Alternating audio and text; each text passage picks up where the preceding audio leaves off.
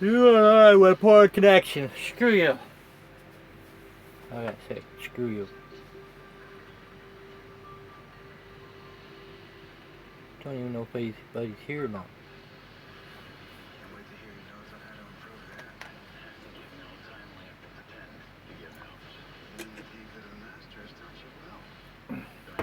One person's here. Who are you, Mr. One? I'm Superman.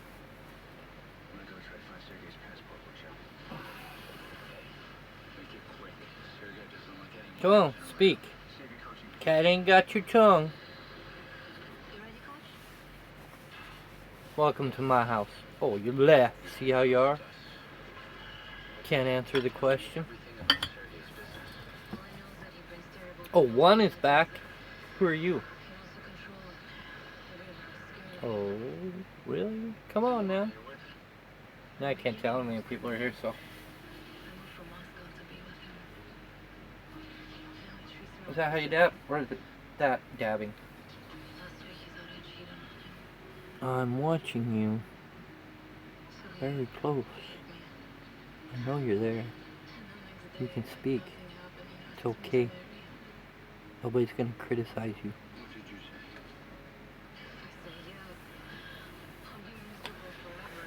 Nobody here. You come on in daytime. About the right time and nobody's here. Shame, shame, shame. I even sent notification across Facebook. Like page, personal page, Twitter. Didn't you get it? Didn't you get the memo? I didn't expect you here so early. You think I could just let you coach the love of my life without a little observation? Oh, monkey.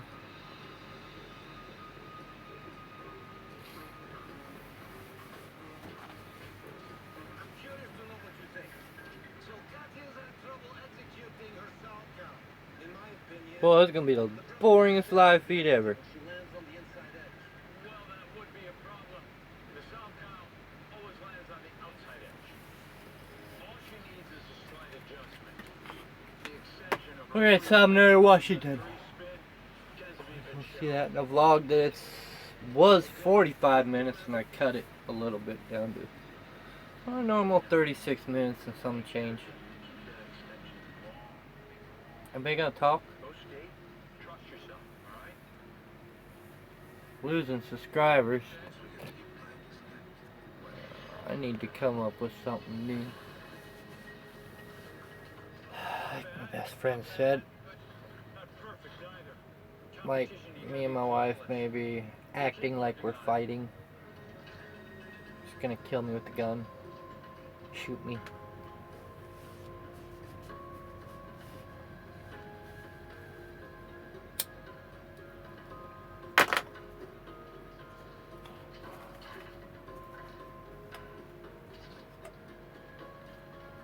Come on, talk!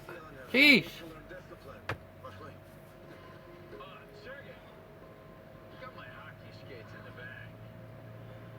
I don't know about you. I know you're watching me. And I know you know how to type. There's no grammar police on this channel. It will not be tolerated.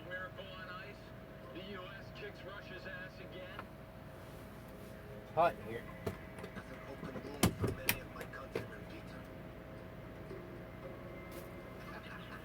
I'm parked with two other...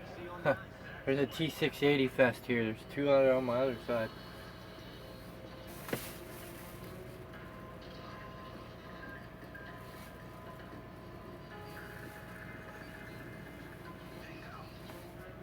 I just flashed you because you weren't talking.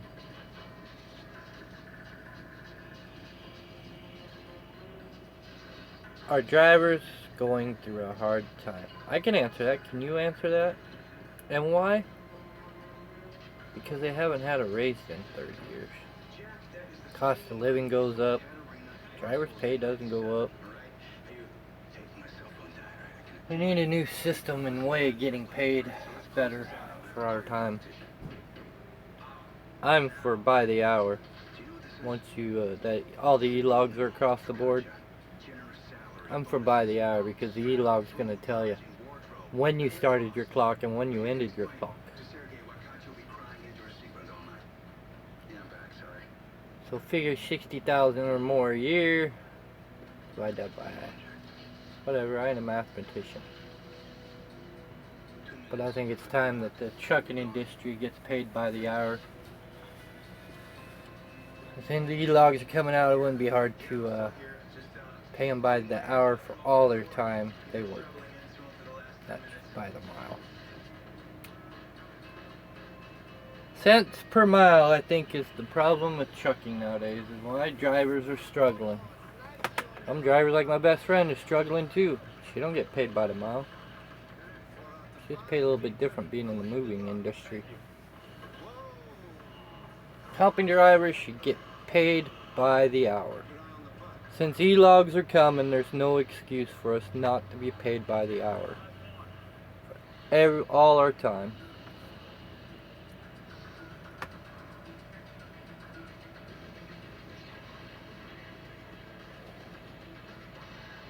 Companies can tell when the truck's been running or not.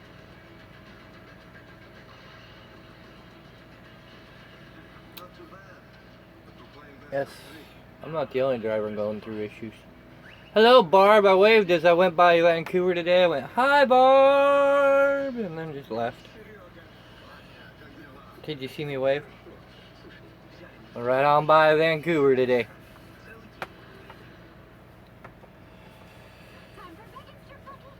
Did y'all help Ike out? I hope you did. He could use the help.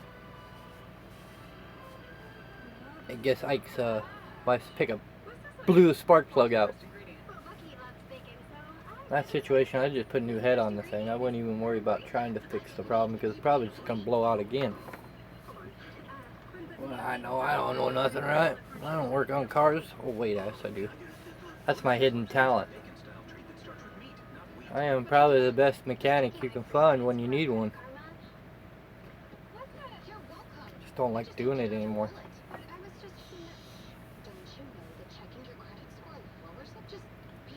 Well, I came up the 205, so I probably didn't wave at you. I didn't come up the I-5. I was over at Clackamas this morning, unloaded there, and then shot up the I-5. So now I'm sitting in here in Sumner, Washington, and waiting to get the rest of this off tomorrow. I'm exhausted. I'm ready for a vacation and then some.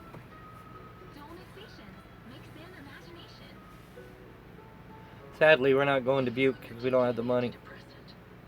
Sadly, because I really wanted my kids to meet my two daughters to meet their grandfather. Depressing. Depressing. Your vlog's uploading. Your vlog's uploading and nobody's dropping in. I'm about ready to shut the channel down.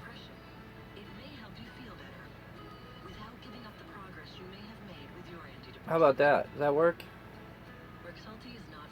We're losing subscribers too. Sad, sad, sad.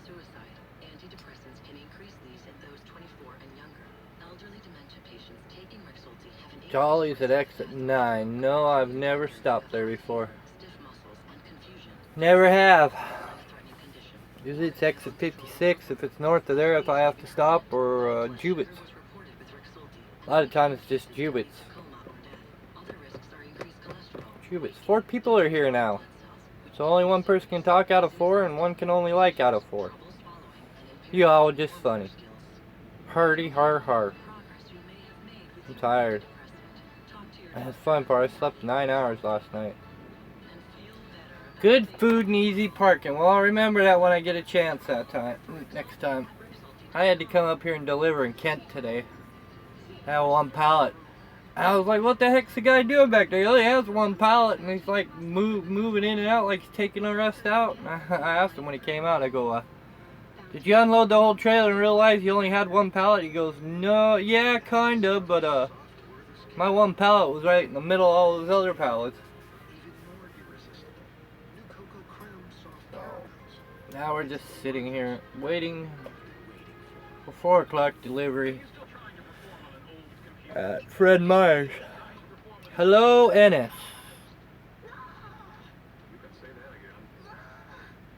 Ron Pratt. No, I haven't. I haven't got that far yet. I think I'll remember. I'll forget the time I get this done. I will forget. You watch. Better remind me in a comment or a message or something. Had to pay for parking. Poor connection. You got full bars. My oldest daughter, lives like 20 miles from here, but she don't talk to me much.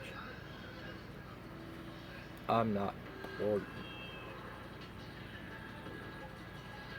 So Ike was on. Ike was just live not too long ago. I was still trying to edit your today's vlog, which I hope you guys don't mind. You better get the popcorn out. It's 36 minutes long. That's where he parks. Like I said, I usually park at Jubit's. I like parking down there. Don't like their food there anymore though. Their food's gone to crap. A tow service? Why would I need a tow service? I might have. I don't know. There's one tow company I watch on YouTube when I get a chance, but with my busy schedule, I hardly get to watch anybody on YouTube.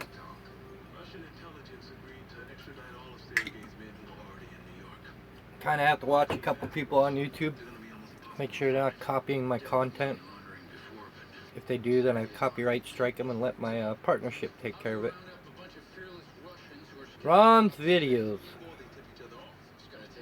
Yeah, I'll have to look into that. So I got to feel what we go through. See, we're on the edge of the vehicles breaking down too. I don't know how the hell they're still running. We got the seal of my front axle to change. It's time to change the ball joints. Life just sucks, man. Oh well, we drive it until it breaks, I guess, right? Then we worry about it when it comes time. I think my wife's Suburban's got a... I might have checked that out. I think he's got that white Peterbilt, doesn't he? I think I have checked it out. I'm kind of a boring, tired person today. So you guys gotta strike up the conversation because I'm just tired, man. I'm exhausted. I haven't had a reset in almost 2.5 weeks. I haven't had time to sit. I've been run. Ever since I left the house, I've been running.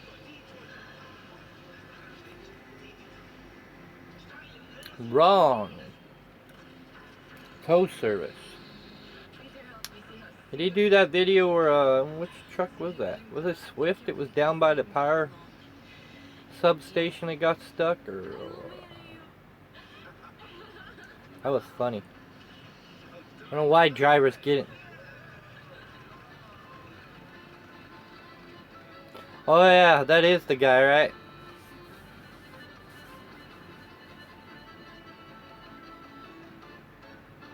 Yeah. Fuck. Drivers are idiots nowadays. He freaking gets down in that mud. I would have looked at that and I said, well, it looks like I'm backing up. Oh, jeez. Really? Is he that stupid? He doesn't belong in a truck. I'm sorry. He's not safe on the road if he makes a simple mistake like that. You can't get a truck off gravel or off pavement and into the grass like that unless you absolutely are 100% sure that ground is solid under that grass. What an idiot. Did it again, huh? Some people's children, man. You don't belong in a truck if you did it twice. I'm sorry. And probably for the same company too, right? You gotta be kidding. What are drivers thinking? Well, you seen in my video the other day that a couple days ago Swift made an illegal U-turn right there. If I remember right, Swift fires people for that. That was an illegal U-turn. Not even safe. Yeah, I got that video. I'm gonna cut it down and put it on the other channel eventually. I still got that clip. I'm gonna cut it down and put it in the other channel and on Mr. Green's channel.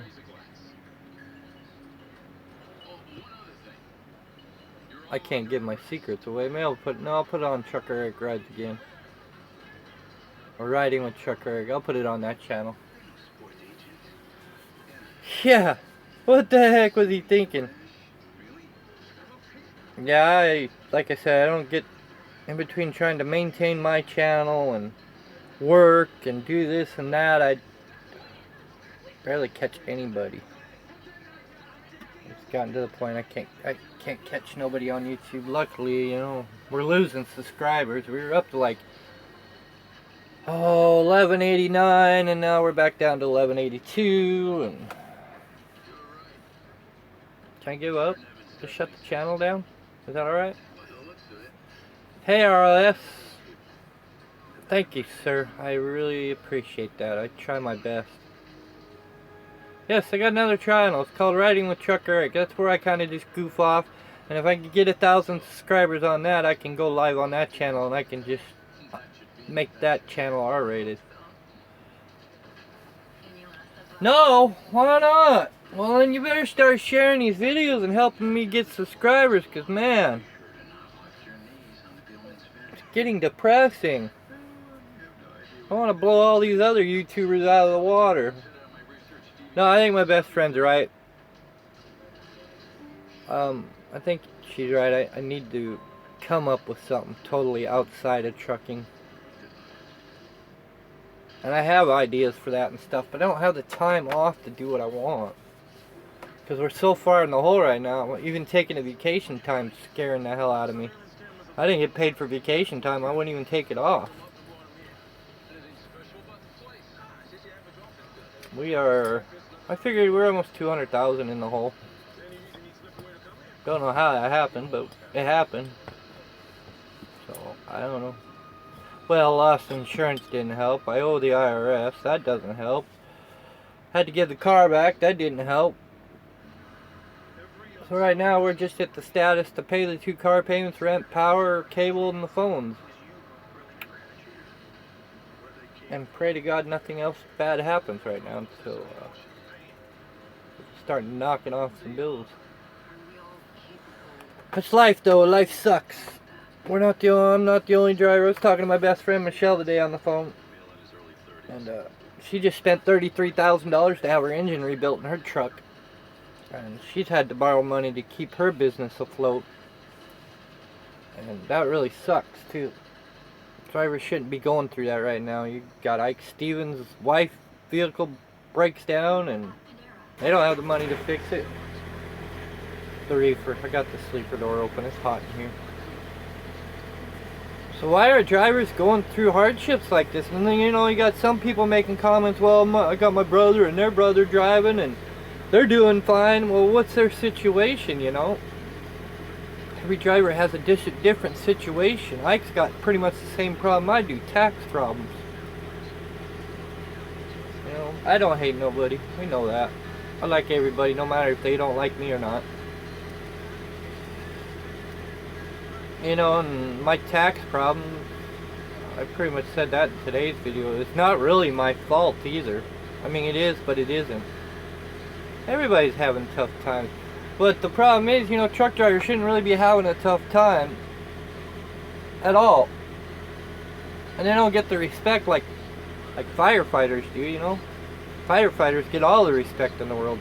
Can't say cops get respect anymore because got these people out there with video cameras making them look bad, but the people that are having conflicts with cops are the ones causing the problem.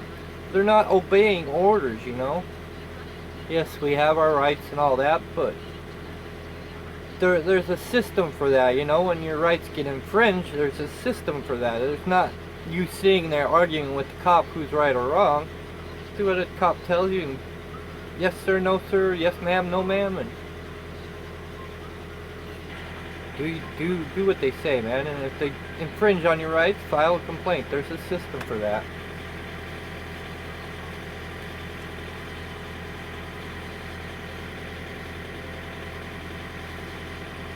Yeah, see? There's a video. Dementia. There's a guy, just found this channel yesterday, and I can't remember it. But he vlogs every day, or every, visit with his mom who's in a nursing home with the dementia. Have you seen that channel? I just seen it on Facebook yesterday, and I was like, oh, I gotta check this out. And it's pretty neat.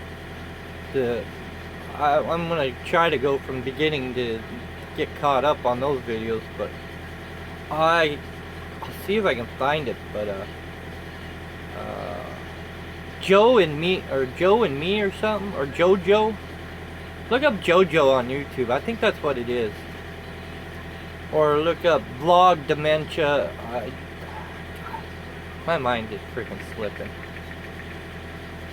But you know, all us drivers are going through hard times, like I said. Yeah, you might find that interesting too, because he's vlogging every day as his mom gets worse with the dementia and stuff. And I watched a couple of videos, and it's like, it's touching, man. But yeah, truck drivers shouldn't be going through hard times like this. I know we're still coming out of a recession. We got hit hard with it, and the more, you know, having a big family like mine, I have 4 kids. Well, I have 4 kids and my wife and granddaughters, and even my oldest daughter's got it tough too. And I think she's realizing that, well, me and my wife are going through, and yes, it is a very horrible disease. I haven't even found a cure for it yet. I haven't even come close, I don't think. Yep, dropped you. I slammed the door shut on back there, but yeah, I don't know. You know, hopefully I don't have to replace that head. But when you pretty much blow out a spark plug, 90% of the time you're going to end up replacing the head, especially if it's an aluminum head. The steel head, if it's steel block head, it's usually not that case. But if it's there's a reason it blew its spark plug out. I mean, hey, if he lived in my area, I'd offer to fix it for me. He wouldn't have had to take it to a mechanic. I'd have had it fixed in a day. Even if it meant replacing a head on it. It wouldn't take me that long. It'd take me 4 or 5 hours to replace a head on that motor. I'd be even nice to do enough to do that. You know, I do help people out like that too. You know, I used to be that way when I was younger. You know, I had friends, their vehicles would break, they wouldn't know how to fix it. I said, you go get the parts, I'll fix the vehicle for you. Don't worry, buy me a 12-pack of pop, pack of cigarettes, you know, for my time. I didn't have nothing to do, especially in the winter time when I wasn't fighting fires. Hey, Redneck Rick, how's it going? I used to do that for friends all the time, fix their cars and stuff. They'd come to me because I was just a genius at fixing vehicles. I fix my own cars. They hardly ever go to the shop unless it's dire straight and I can't figure it out. Like electrical. If it's electrical problems, usually I just take it to a shop. Body work goes to a shop. Insurance usually pays for body work, but that's the way I used to help people out all the time. Even out on the road, I've stopped and helped truck drivers before too. You know, be something simple as a heater hose blow. Heater hose blows, I just pull it off, cut the hose off, and reroute it, just loop it around to where it ain't leaking, you know, and then get them down the road. I've done that in the past. But so what's all going on with you people today? 7 of you? I wish I had 100 viewers at once. Wouldn't be able to keep up with myself. I know I ain't got great content, right? Still being computerized, you can fix your own car. There's ways to do it without having the computer to hook up. Still got to remember the 3 things that makes the car run, or the 2 things. Well, yeah, the 3 things: spark, fire, and fuel. Spark, fuel, and air. Sorry, I told you I was tired.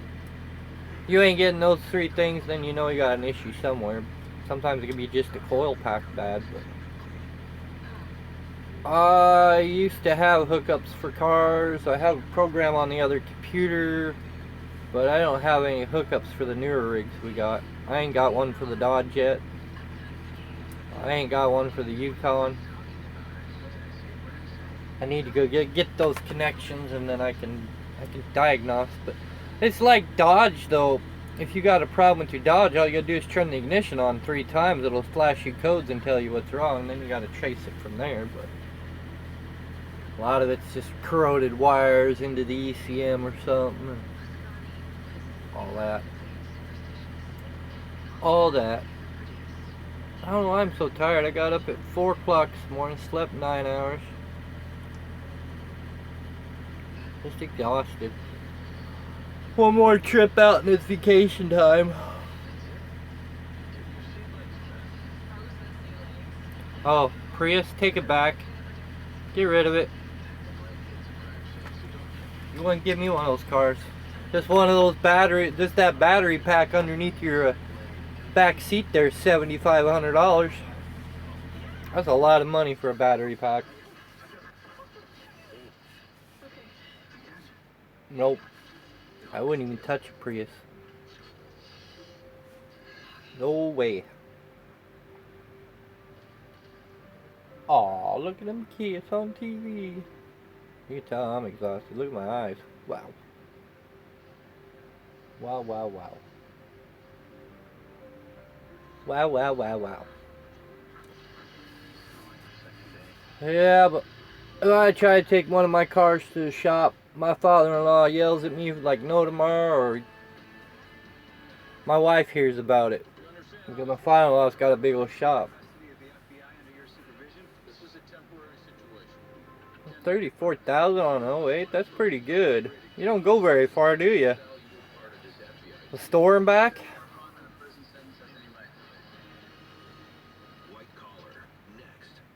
Yeah, one of my good friends down in Las Vegas, well, he had one Prius and some lawyer or some jerk pulled out in front of him and he T-boned him at 65 miles an hour, so he got a brand new one. Yeah, 2018 Prius. Thing didn't last long in a crash.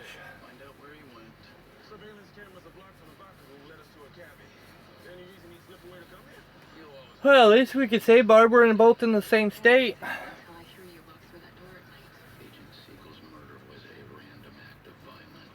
Yes. Thank you everybody who does share the videos.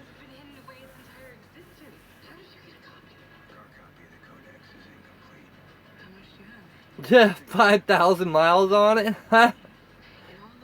Let me guess, it hasn't gone anywhere in a while. She bought it new, drove 5,000 miles and parked it, right?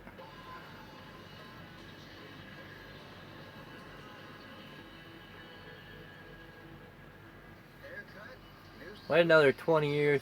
It'll be a classic.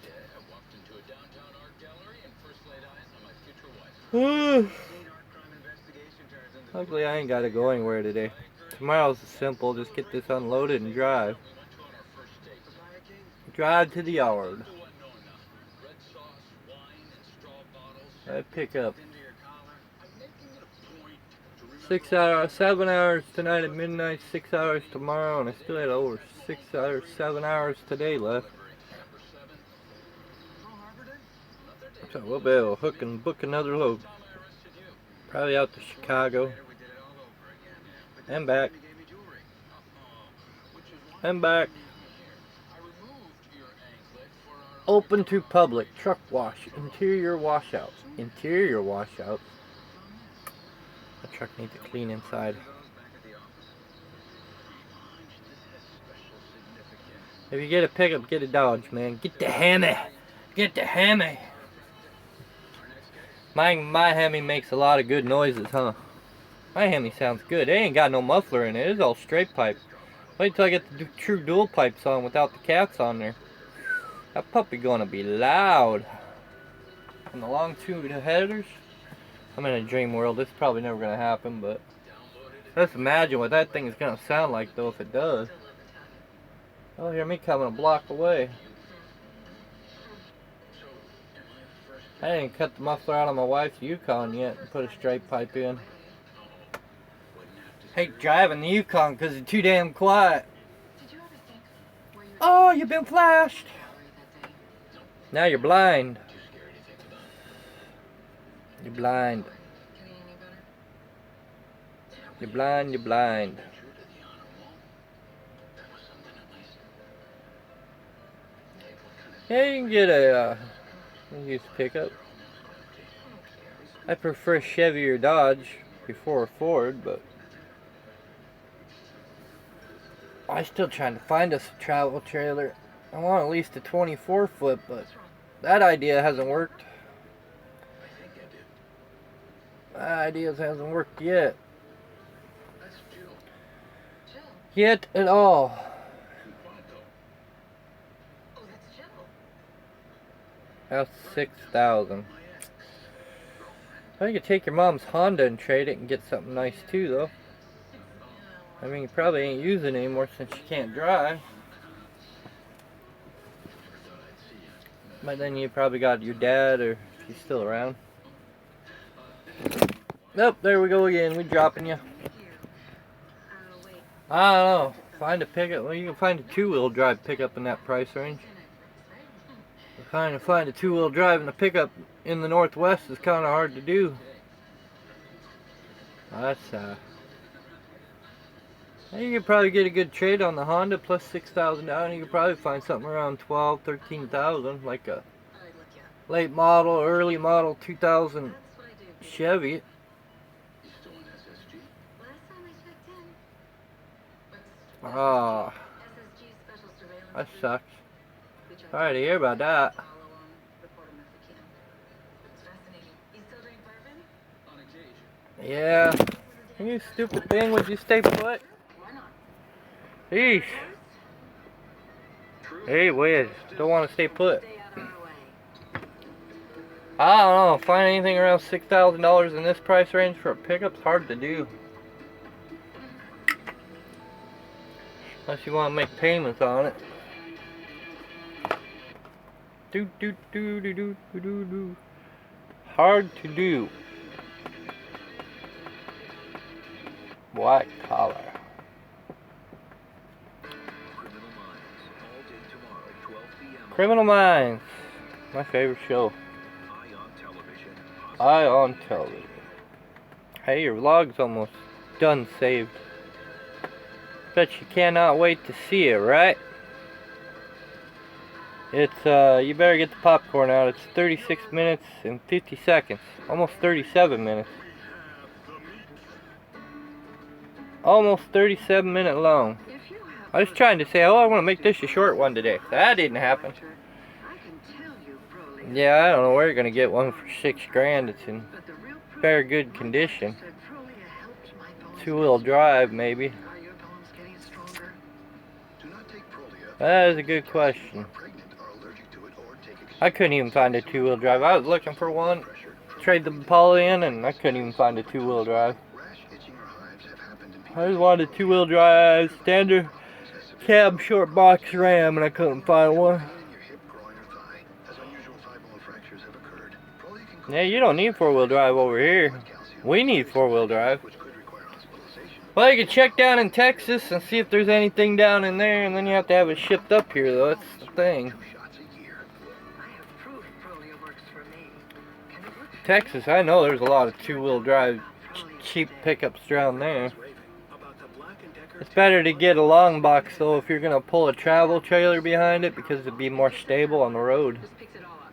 Pick up a Black & Decker 2-in-1 cordless stick and hand vacuum. Available at your favorite stores. Yeah, it's true. You can make a road trip to Texas, but I would check Texas because there's a lot of two-wheel drive pickups down there for a cheap price.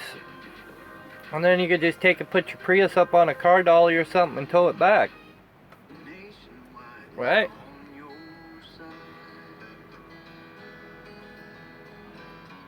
That's what I'd do, but up here, try to find a two-wheel drive, boy, that's freaking hard. At a good price, even harder. For a home service pro, you I looked all the way from Portland to California up into Montana for one, couldn't find one. home pros and do a thorough background background check. So start every job at Home Advisor. Everything's four-wheel drive, four-wheel drive. Down there in Texas, though, you might be able to get a four-wheel drive for that price too, though. Home right now. Right about now. I didn't get copyrighted because of the music. Yeah, sitting at Sumner at the truck stop. Paid $13 to park here, but the company pays me back on that.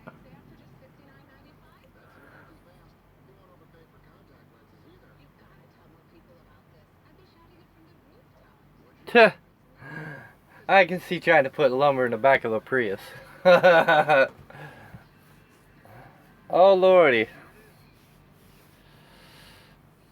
Yeah. That's why I didn't get rid of my pickup, because I know how important it is to have one.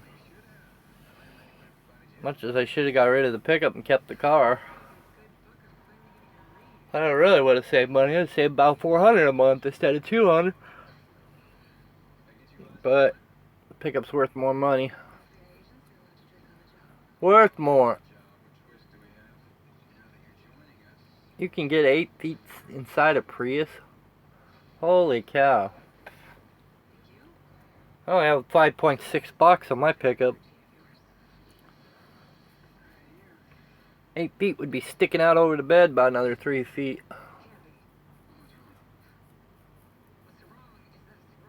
I was trying to find a roll bar for my pickup though too.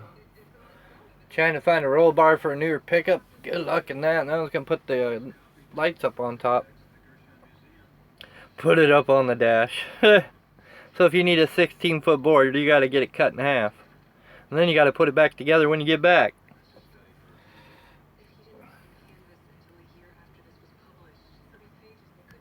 How's that work out? Ace.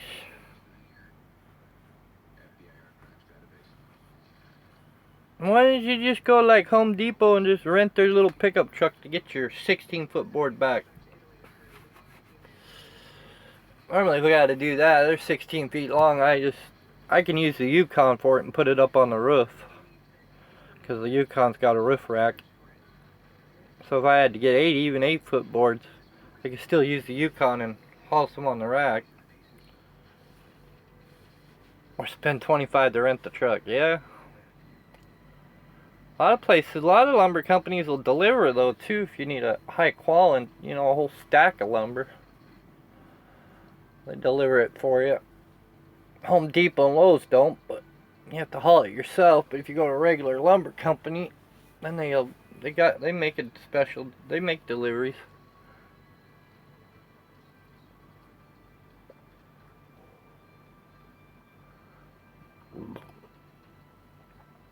Ain't got nothing to drink.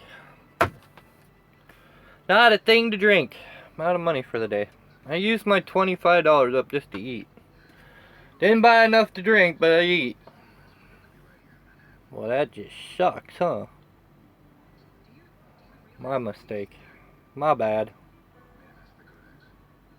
I still got my Pepsi from 3 days ago. Tastes like 3-day-old flat Pepsi, alright. Has taken me that long to drink a half a bottle. 3 days. And you wonder why I'm getting leg cramps, because I can't get enough to drink half the time. I used to be able to keep cases of water in here at one time, but they're all gone too.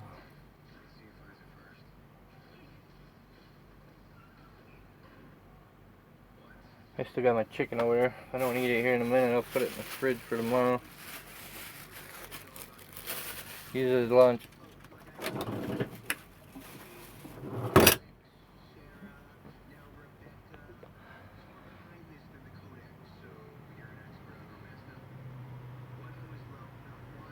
That's it. That's why you make a list on a piece of paper and check the list off as you go. One thing at a time. My wife has to make me a list, because if she don't, I'll absolutely forget. What was that she wanted? Did that well. You seen that in that one video when I was walking in Walmart. Oh, I forgot the lid on the dash. Oh well, just text my wife, tell her to send me it again. Baby Erica. She's gonna be our singer when we grow up. She sings more than she talks. Talk, talk, talk.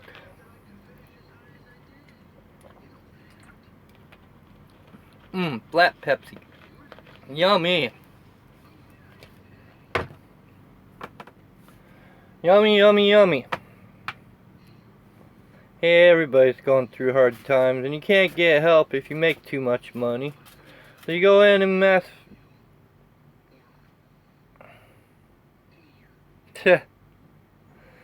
That's me. Done. We can render this and get it up now, huh? Everybody's waiting for the next vlog to see what happened, eh? I like today's better. I kinda went back to doing it the other way. It'll probably be copyrighted. Already did that. What am I doing? Now I gotta transfer it to my phone. 422. Oh, he left and came back. Delivered his fire truck. Yeah, I transfer it to my phone and then we'll upload it. I can't do my videos in 1080p because I can't get them uploaded to my phone because I don't have a chip on my phone for extra storage. Yada yada yada, blah blah blah. All that good stuff. Delete, yes. Paste, yes. So that new vlog is going to my phone right now, the phone I'm talking to you on. And I upload it to YouTube from there. All edited. All done. Everything. Done, done, done. There's kind of a glitch in it. Somehow I goofed up the end of where one part, but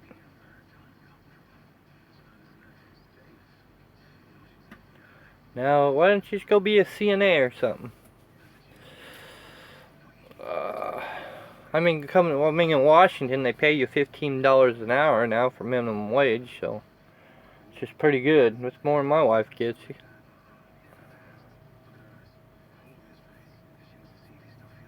More than my wife gets. I wish my wife didn't have to work and she could just stay home with the kids and finish her colleging, but it's not going that way. I really wish she could, but we have to pay tuition costs out of pocket, and that's one class at a time. And she having one problem with one class, doesn't do too well in. I was hoping she'd had her colleging done by now, and we'd probably been better off too, but bookkeeping. She's good with numbers.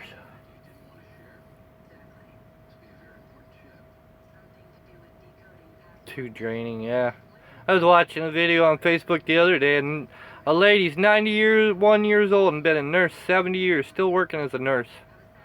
I'm like, holy Toledo. 91 years old and still working at a same hospital she started in Tacoma, 70 years ago. 91 years old, working as a registered nurse. I mean, that's better than sitting at home on Social Security, I guess. She probably don't work full time anymore. She probably works just enough to get her, what do you want to call it? SSI.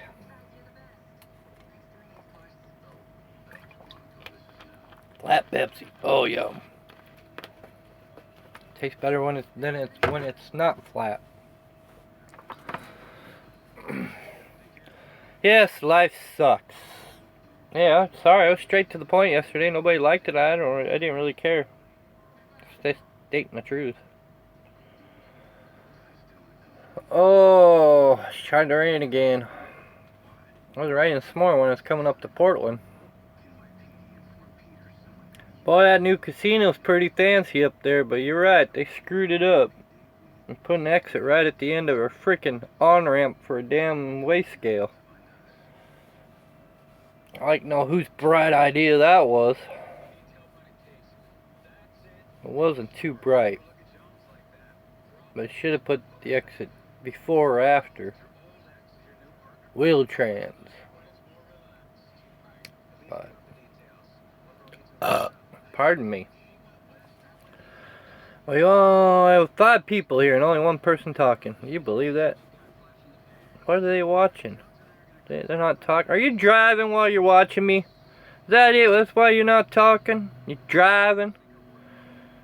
Aw, shame on you. I know the secret now. Or we got people in here like Ike Stevens, Jake now, Little Dog, and Little Guy watching, but they're too scared to say anything. Maybe that's it. Maybe that's it. What, you ain't man enough to talk?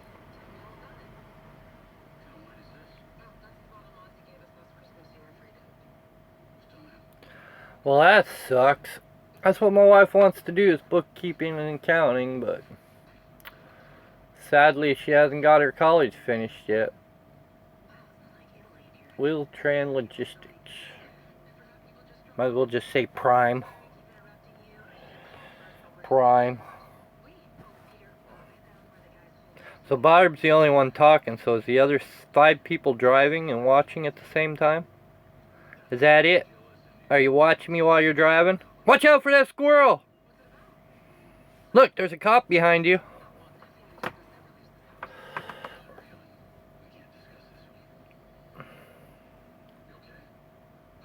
That's why they're not talking, they're driving, Barb. They're driving. I don't think this Wheel-Trans knows how to back up.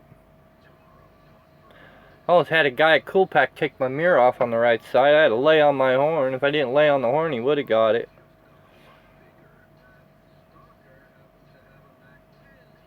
Yeah, the casino looks nice, but they put that exit the wrong place. Literally, the wrong place. I don't know whose bright idea that was. I guess who the owner of the casino wanted it directly there. They couldn't put it before and build a road to there. You don't drive anymore? Well, that sucks. I won't be driving 5 years after this October. I'm retiring. I'm done. By that time, hopefully I'll have all my vehicles paid off and other bills, and I can retire. I'm done. 5 years. Retiring. Believe me? I don't believe it either. I'm at 20 years in.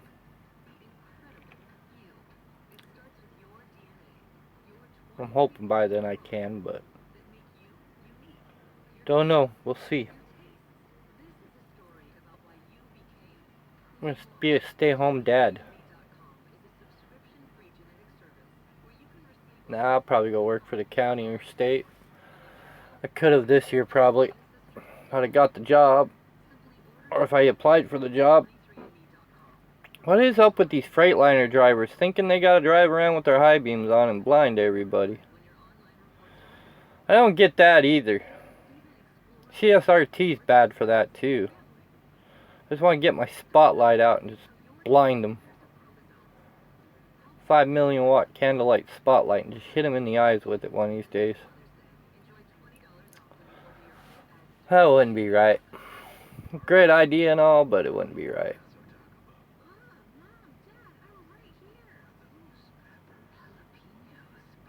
Wilson Logistics. Wilson. Don't drive anymore. Why not? Wish I could say that. My new boot. Oh. Anybody want to get up at 4 o'clock in the morning for me?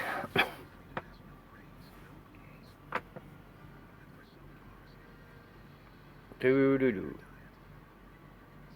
Too old. Never too old. Man, well, come back out on the road, Barb. Enjoy reading my heart. ran for team for 5 years. Well, just come up to Belinsky. They'll give you a drive test, help get your license back if you need it. And the only worst part is you got to drive from Vancouver to the yard to go home, but get back on the road. Give Angie a call up there at the office and tell her you used to drive team and all that and you've been off the road a while. I don't know if you still have your CDL or not. They'll give you a drive test. You pass the drive test, then they'll either decide if you need to go with somebody for a trip out to see how well you do or not, or just set you on your own and see what happens. Never know until you ask.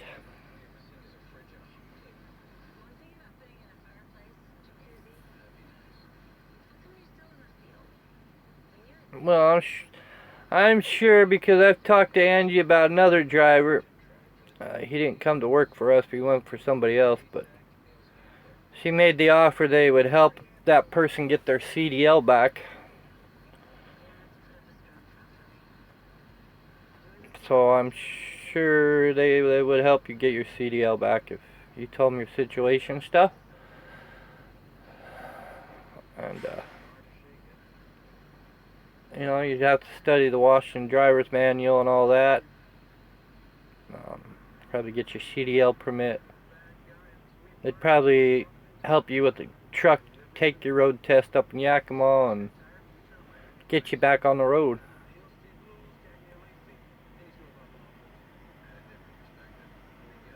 You're not really, only endorsement you really required is air brakes and a Class A. Cab overs. Well, that's been a long time ago since you've driven then, huh? You might have to go back to your truck driving school.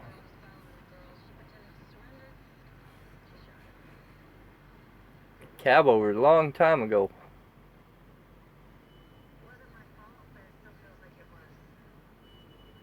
I don't know, I kind of wish they would bring cab overs back in the U.S. That'd be awesome. Freightliner's the only one that makes them brand new still. I think somebody told me you can get one from Kenworth special ordered too, brand new, but they don't ever get requests for them, and because nobody knows that. You can call Kenworth up and they'll make you a cab over. 87, yeah, you would have to go through the whole, I think you would have to go through all truck driving school again. Because that's part of the new requirements and stuff. I think if you're out a certain amount of time, you have to go through all schooling again and everything. And unfortunately, I think it was like a 3 years off the road. Anything past 3 years, you have to go back through training and all. Which sucks. Watching this guy back up. Yeah, well, rules and laws have changed since then. Rules and laws and everything have changed since then. Now you have to go to a truck driving school just to get certified to go be a truck driver nowadays. Sucks. A lot of companies, a lot of the bigger companies will make you go through anyways. A lot of the mega carriers make you go through a whole 4 weeks, whatever it is, and then make you sit in the truck with the trainer for another 4 to 6 weeks and tell you all the wrong ways to drive a truck, and then you come out on the road and then you gotta learn all new ways to drive a truck. Ding, ding.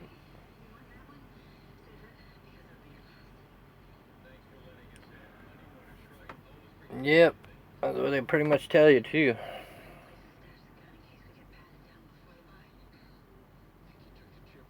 Her road test to get hired. Yeah, those old days are gone though. Those days are long gone.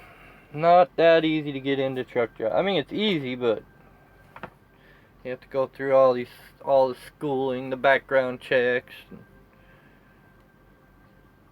physical parts, and sleep apnea, and all this bull crap now just to get your CDL and drive a truck. And If I had to do it nowadays, I wouldn't have had the patience for it. I'd have been like, screw this.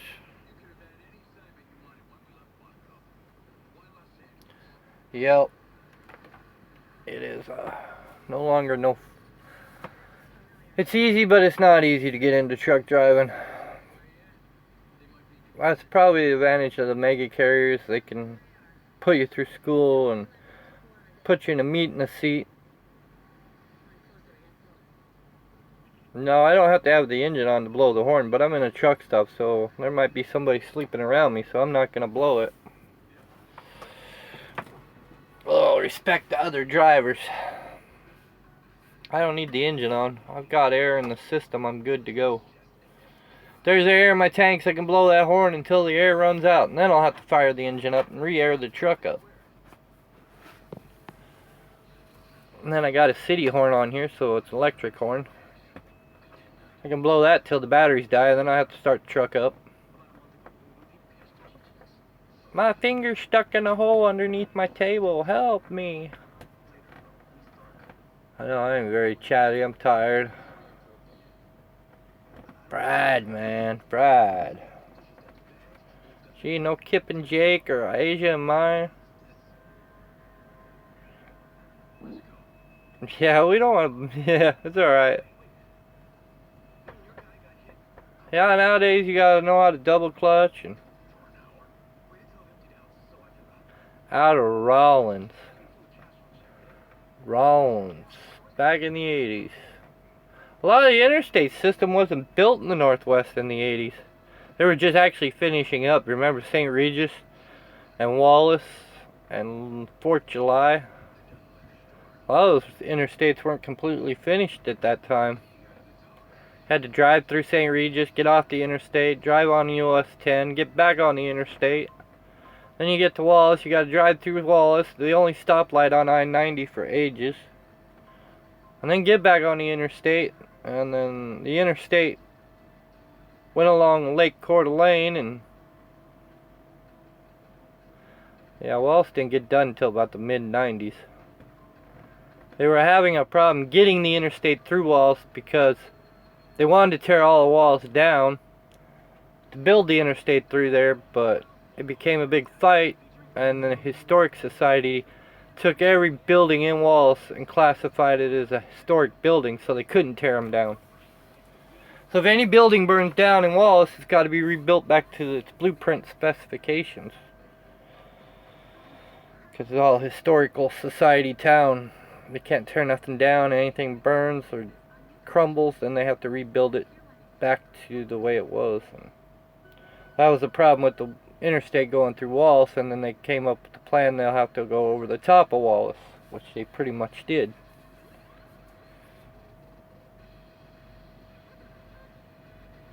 Yeah, I got power steering, I got Jake brakes, 13 gears. Yeah, it's nice to have those options. I can imagine driving a truck without power steering in it. Holy cow. You get to be an Armstrong. Now we got air conditioning and air ride suspension, air ride cab, air ride seat. You can even get air ride front axle if you want. Do-do-do-do. And then the interstate used to go by Lake Coeur d'Alene. It was still kind of an interstate, but it was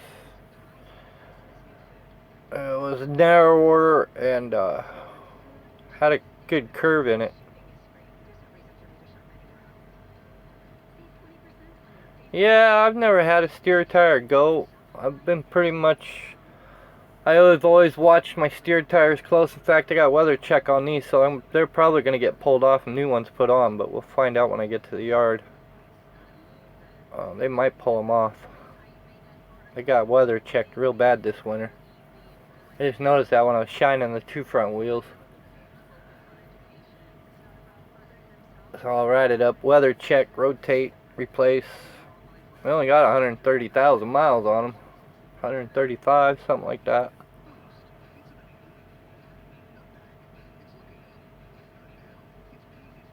So Yeah, I might be getting new steer tires soon.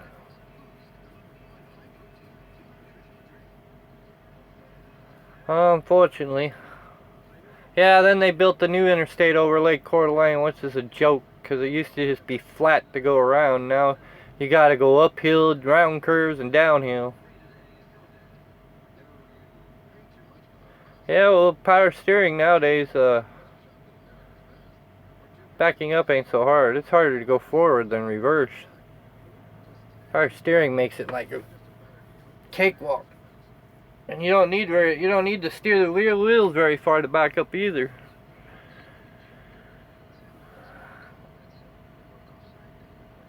FBI. FBI.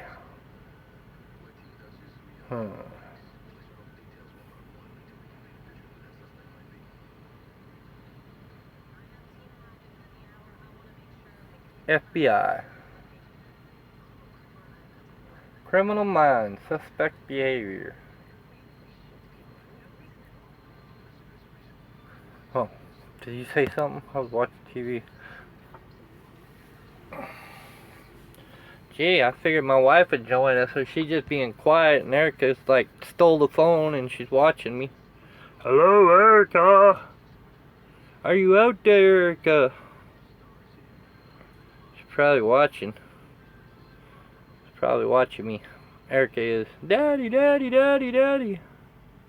There's my daddy. She gets all happy and smiley every time she sees me on a camera. That's cute. Her eyes just pop wide open like that. Like I am a superstar to her. On YouTube. Dad's got his own TV show on YouTube. It's cute. You should see it.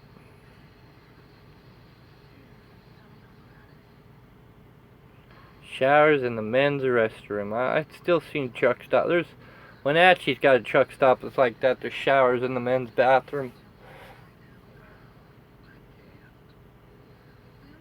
Yeah, well, back then, this industry, they didn't want women in it.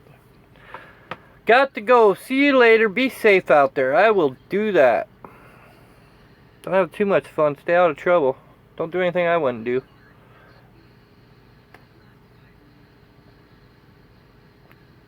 Give him my shoulder massage. Anybody want help? That's my bad shoulder. It's the one I don't... Or no, my other shoulder is my bad shoulder. 7 people, 1 person can talk, huh? Who are you? 7 people. Come on, speak up now. Speak up. Say, I am here. I am here. What movie was that again? Can't remember. Oh yeah, the Who's, huh?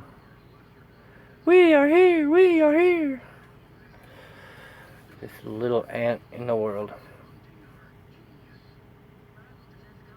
Have him guard the door. Here, you guard the door. I'm gonna go take a shower. Me, 42. Everybody's coming alive now. Joe McGrath, Redneck Rick, RLS, 42. 42. Was it 42? Ha! There we go. They're just sitting back watching the stories. Once upon a time, I was a truck driver. Back in my day, we didn't have no power steering in our trucks. We didn't have no air ride, no air conditioning. We didn't have all these fancy gadgets on our dashes. We didn't have leather seats. We didn't have this. We didn't have that. We had all spring rides. Man, those trucks were rough. Oh, yeah. Back in my day, we had 2 sticks on the floor. That's how it goes. Yep. Back in my day, we didn't even have those things called GPSs or cell phone. We just called and got the directions to get there. Looked at our old map book and said, we're going there. Back in my day, we didn't stop on the hill saying, no, we're not going to chain up either. We're going to chain that truck up and drive till we couldn't drive no more. No, sure, that's how real truck drivers do it. That's how it went. That's how it went, right? Back in my day, We had to use a payphone. We had no cell phone. No.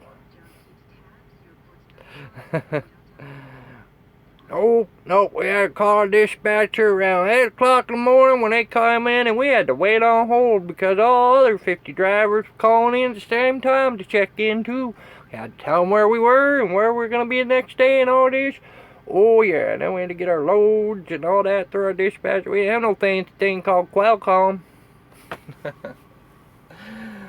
The story of a real truck driver. Is that how it went, everybody? And man, when our trucks broke down on the road, with no cell phone to call a shop mechanic either. We got it fixed right there on the spot. Boy, if we couldn't fix it there on the spot and needed a tow, we had to get on our CBs. Nowadays, you don't have CBs in their trucks because you got this vacancy technology called cell phones. And they get somebody to come out there and fix it for them after they wait 4, 5, 6 hours. Well, back in my day, I'd fix my truck if I could. I'd get that sucker running, get down to the shop, get it fixed. I blew a tire, I just drove right on it until I got to a tire shop. Or I changed the tire myself. Yeah, sure, Bob, I would. Back in my day. Yeah, I've heard the stories, man. I've heard them good. Read the stories, watched the stories, heard the stories. Some old-time truck driver wanted to make $1 million. They could write a book on that. They could write a book on the old days of trucking compared to new, and they would make millions off that book. I am telling you that. Somebody was driving back in the early 50s and 60s to now. I wish I had the stuff. I could make a time-lapse video. It'd probably be about an hour long, but yeah. If I could take old videos to new and make a time lapse of it, that'd be a good video. Did I miss anything back in my old days? When we had no Jake brakes and our trucks would crawl up the hills at 15 miles an hour?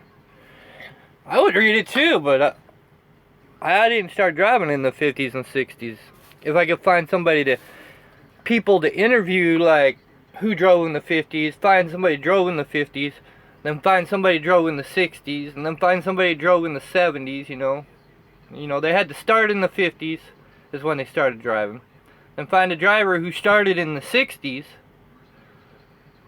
and then find a driver who started in the 70s, find a driver who started in the 80s, find a driver who started in the 90s, to finding a driver who started in 2000. And then 2010. So what's that? 50 years? 60 years time lapse?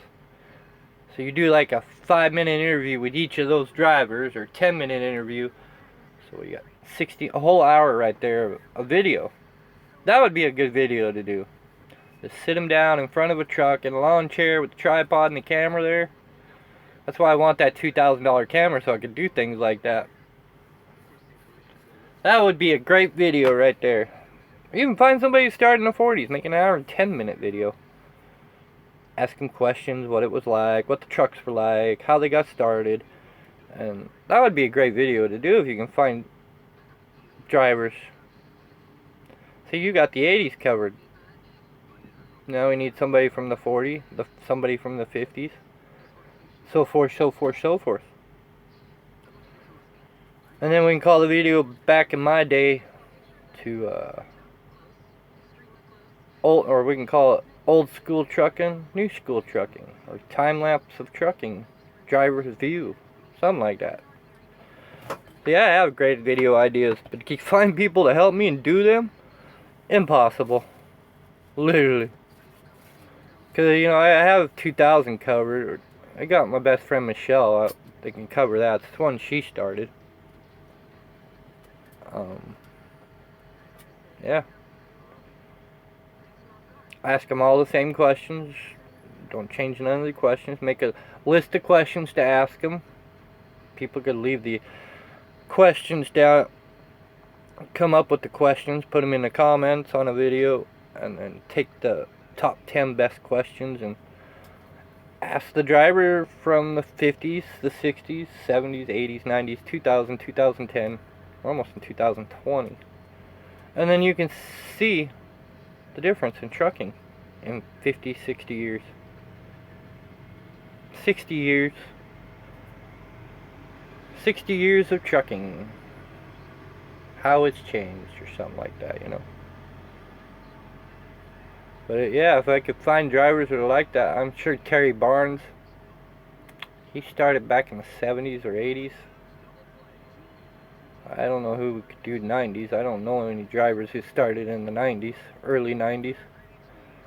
That would be a great video idea though. I'm sure if I just put it out there, someone's going to come up with it and ruin it for me, but hey, go for it. Because every time I mention to YouTube truckers across the board a great video idea like Christmas time, they all just ignore me. So, you know. I tried to do a Christmas video, get them all to send me a clip for Christmas last year, and none of them did it. Not one. So, I always want to do special videos like that, but like I said, I'm the black sheep of YouTube. Nobody likes me out of the YouTubers. I have plenty of better ideas, good ideas for videos and stuff, but like I said, not gonna help.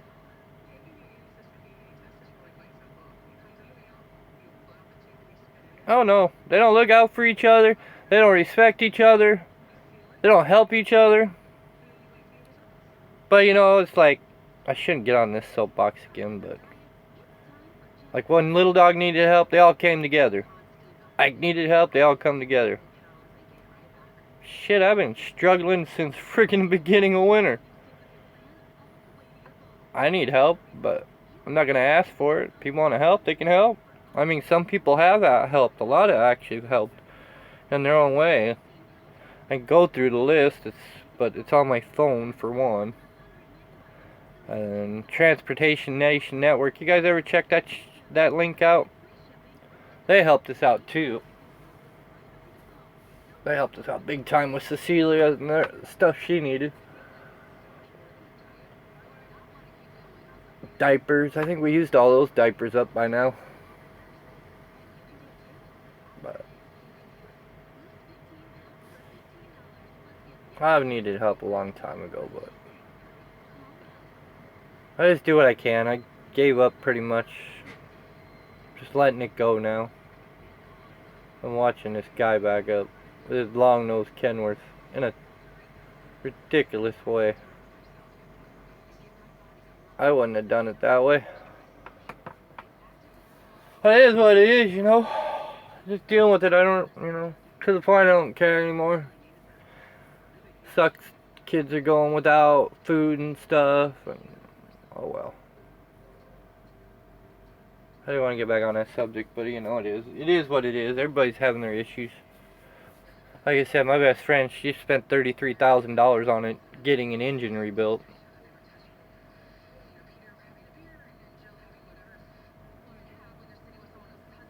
Yeah, used to be. Oh, that's company policy here. If one of us are on the side of the road and we see that they're on the side of the road, that's why, like in Butte, when I stopped to help that other driver out when he got cut off, two other Bolinskis stopped right behind me just to check if I was alright. But it's company policy that we stop for another company truck, though. It's in my handbook somewhere in here. Must stop, check other drivers, see if they're okay. Usually the company will call you if they see your truck's close, if it's really that much of an issue. It's like when the driver I gave a ride back from Glendive, they seen I was close, and they called me. Well, they called another driver. He refused to pick him up and give him a ride, but I'm not that way. I think that's what happened. I'm not for sure.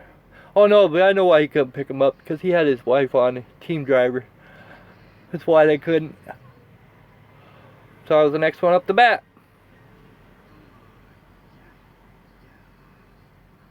I have my CB going all the time. That's company policy. So I have CB on, in and in and on in your truck at all times. That is company policy. I think my wife's messaging me, or somebody is. Sent a photo. Connecting. I'm back. The wife organized her computer stand. I don't touch that area. Even though it's my computer stand, it's hers now. I don't touch that area. I'll stay away from that computer stand. She's probably watching. Eric probably took the phone from her going, "Daddy, Daddy, Daddy. Daddy, Daddy. This place is filling up. Parking's getting full." Well, actually, there's parking spots over there too.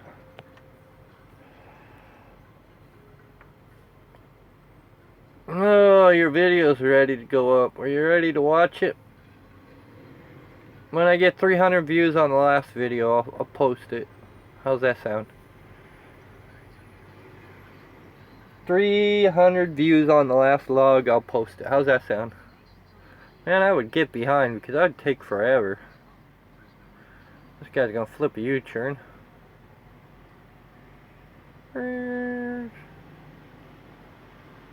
Flip a U-turn.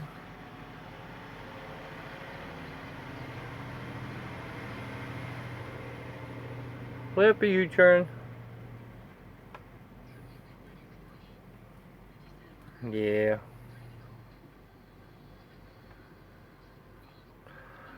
Spring cleaning, yeah, because when I get home, I'm really going to spring clean. I'll dump everything in the back of the pickup, take it to the dump or the Goodwill.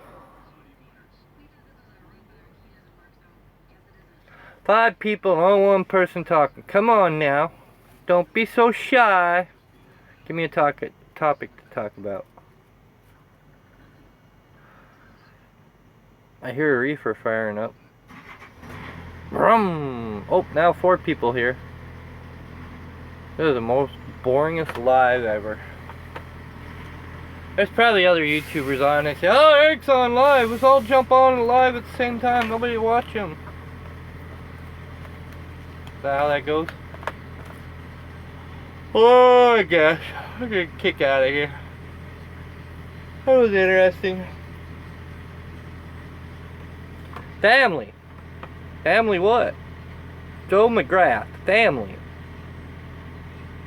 Should be. It really should be, but, you know, you also got to think about the safety factors in it too, of stopping or not. Is it safe to stop? Because you got a lot of distracted driving now. And if you stop just wrong... let's see. We'll get on that. I got a sister. I got a younger sister. I got a younger sister. She's up in Alaska. She has 3 kids, 2 boys and a girl. 1 boy still lives at home. My niece lives in Wyoming. I think you've seen her in a previous video. And then with being married to my wife, she's got a brother and sister. About my family, I ain't got much family except what it's at home. And my mom. My mother lives north of me in a town called Clark Fork, Idaho. Mom and me are close. Me and my dad ain't close. We were supposed to go see my dad the 12th and 13th, or the 13th and 14th, but my paycheck wasn't big enough to go. Later, Little Dog must come on, that's why she's running. Ha! I snuck into Little Dog's, he doesn't even know it yet. I have hit 1 moose with 1 truck, no elk, several deer, a bear, several raccoons, a few skunks, a dog, a couple cats, and a lot of birds, and a few owls in a truck. Yeah, my sister's up in Alaska, Ketchikan, my niece is in Casper. I think my nephew Jake and John are still up in Ketchikan. Battery's dying. Well, plug it in, silly. My dad lives in Butte, which unfortunately is not going to get to be able to meet the girls. I don't have the Yeah, well, my dad's already had some heart issues and stuff, and I really I had the time, vacation time, and I was going to take both Cecilia and Erica to meet their grandfather for the first time. Erica's 2 years old, and she still hasn't met her grandpa yet. And it ain't my dad's fault. My dad's kind of got his hands full with health issues. He ain't got the vehicle to make the trip over like we do. You know, I have the vehicles that are in better running condition, and me and my dad don't really see eye to eye because we're too much alike. But we like to visit once in a while. We're trying to mend that bridge again, I guess you can say. Then most of my other family, got one grandpa still alive. The rest of my grandparents have passed a long time ago. My cousins pretty much live in eastern Montana. One cousin lives down in Arizona. And my aunt and uncles pretty much live over in eastern Montana too. Anywhere from Billings to Butte or Forsyth. That's pretty much it for my family. My mom's family pretty much all passed away. Only family she really got left is her cousin Ginger. Other than that, they pretty much all already passed. My mom's side of the family pretty much died out. That last name will be officially gone when my mom passes. Officially, that family tree is finally will be gone. There won't be any more Robinson left. And my dad is actually adopted by my grandpa, so we don't really know anything about that family either, because my grandma pretty much took it to her grave who that family is without telling nobody. So I actually probably have more aunts and uncles out there I don't know about. Probably another grandma and grandpa I don't know about. Who knows? My grandma had my dad at a young age. So a whole nother family out there in Montana I don't know about. I've tried to figure it out, but yeah, I've had no luck to get anything out of anybody who that last name is, or who the father of my dad's real dad is, to find out who's who. Once I found that out, I'd probably change my last name. Actually, well, it wouldn't matter if I had a boy or not. My last name's Goyette, and my mom's maiden name is Robinson, and that name is pretty much died out. We can't have any more kids. My wife is getting fixed on the 12th, and we had our last kid with Cecilia. So we got 4 wonderful girls now. Didn't get my boy. So it'll either be Erik or Cecilia will take after me. 7 for 7, huh?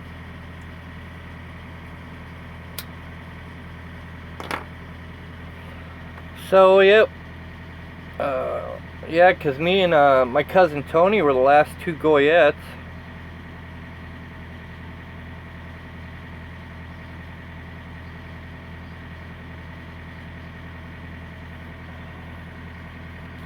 Yeah, well, my grandpa is 89 years old. My other grandpa made it to 91. He died in 93.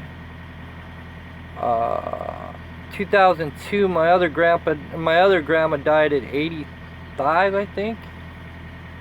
And then, I can't remember, was it 98? My grandma Goyette died and my stepmother died both in the same 2 days.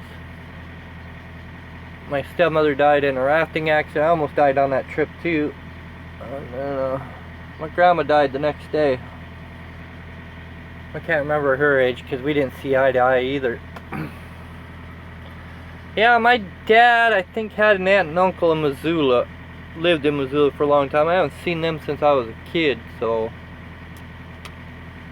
I don't know anything about them anymore. And then I know my dad had an aunt and uncle up in Great Falls too. I don't know if they're still around or not. I know my dad's cousin's still a police officer up there.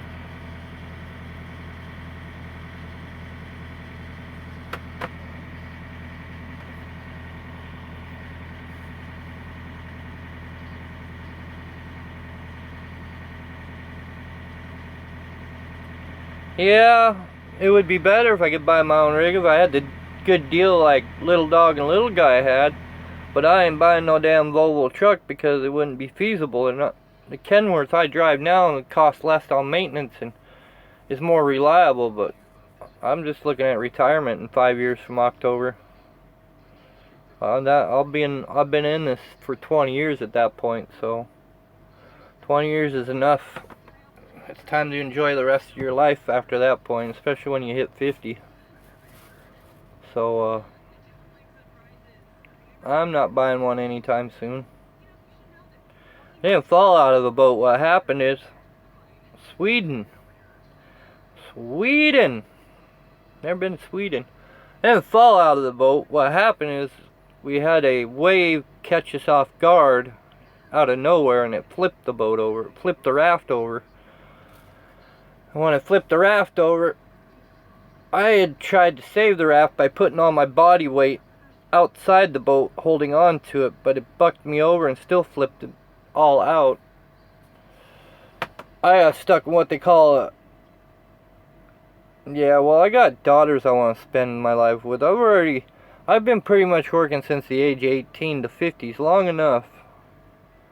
But, I got stuck in what they call a washing machine. I finally got out of it, but, me and my ex-wife got out about 50 feet away from where the boat flipped. Everybody else went downriver quite a ways, almost up to a mile before they got out. And then, my ex-wife had a hold of my stepmom, and one rule you always say, don't become a victim of yourself. She would have just drugged my ex-wife down probably with her too, but my ex-wife was a high school swimmer. She was always on a swim team, so in between her and I swimming good river, I was able to get out easy. But because of all the adrenaline and the stress and the cold water, when I got up to the interstate to flag down help, I had actually passed out and had a heart attack, is what happened. And I got stuck in the hospital in Missoula for 2 weeks. I had a major heart attack because my heart was, I don't know, the doctor said when the EMTs picked me up, my heart rate was 220 beats per minute.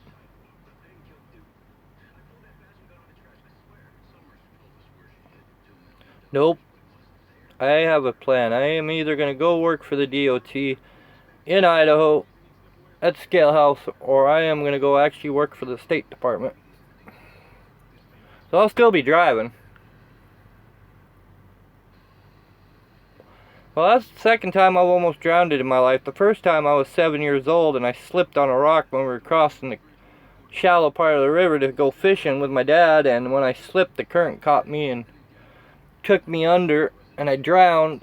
And then a doctor and his son were right there when it all happened, so the doctor jumped in and saved me on that one.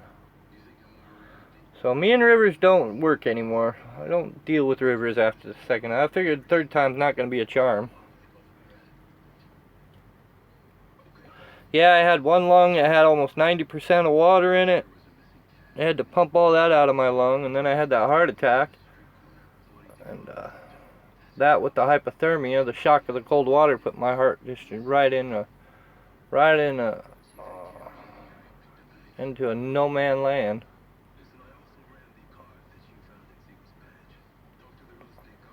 So yeah, I wasn't good.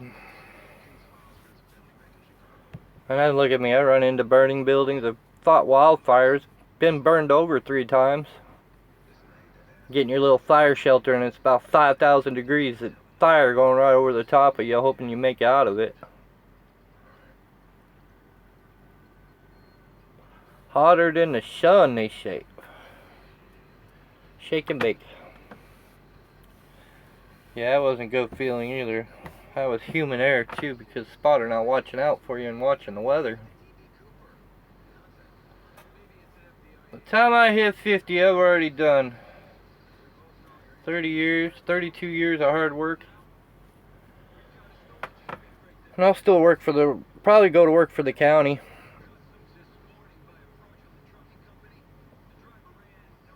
Yes. Yeah, I'm still a volunteer. I've had 3 heart attacks. No, 4. I had one up in Libya. It was drinking that night, going from bar to bar, and next thing I know, I grabbed my chest, I was on the ground. Next thing I woke up in Spokane at the hospital. Clifton Heights Fire Company. You guys got weird names out there out east for your fire companies and stuff. I tell you what, when I watch stuff, you know, we do things different out here in the West. Out east for the fire departments, they got these box alarms. I'm like, what's a box alarm? Explain to me what a box alarm is. I mean, we just got tones go off, we go. And then we get what do we call, yeah, forgot it. Pennsylvania, see? You guys, things are different out there with fire departments. Totally different than what we do out here in the West. I mean, we do the same thing safety-wise, but, you know. Box alarm? What's a box alarm? Explain to me, because I still haven't figured the math on that one. Because, yeah, see, we don't have that out here. We kind of do it different. Hershey, PA. I'd like to go see that fire company. I'd like to go out east and hang a day, you know, 12 hours, do a shift with the fire department out east somewhere, you know. I'd put my gear in the truck. If I was going out to Pennsylvania, I'd put my gear in the truck. You know, and if I had to, I'm going to go out there, I'm going to have 24 hours, I'm going to have to do a reset anyways. Get out of the truck, grab my gear, and go hang with the fire company out there, you know. Whiteland, Indiana's already offered me to come for a visit. You know, I've talked to them on Facebook because I did that video where that truck caught fire at Whiteland. Okay, I got that part. So this is how we do it, right? We do it different out here, and especially, I'm with Shoshone County Fire Protection District number 1. There's 3 districts. There's 3 districts in our district. Then you got Mullen City Fire, so that's technically another company. To you, it'd be another company. And then you got Pritchard Murray, which is way up over Dobson Pass, and they're their own volunteer with their own private ambulance service. So before A1 Ambulance Service, which was a private company, went out of business, they used to run the ambulance. So when the guy retired and went out of business, the county had to take over the EMS. So now we keep an ambulance in station, the tender, and the fire truck. So we get a fire call, alright? The first thing out the door is the fire engine. Next thing out the door, the tender goes right behind it. Next thing usually goes is the ambulance right behind it. We all get there, right? We assess the situation, we do our 360, and then at that point we determine, do we need more engines? So when we determine it's a big enough fire, we do an all-call through our own district. Our volunteers like me have our pagers, and then our pagers go off.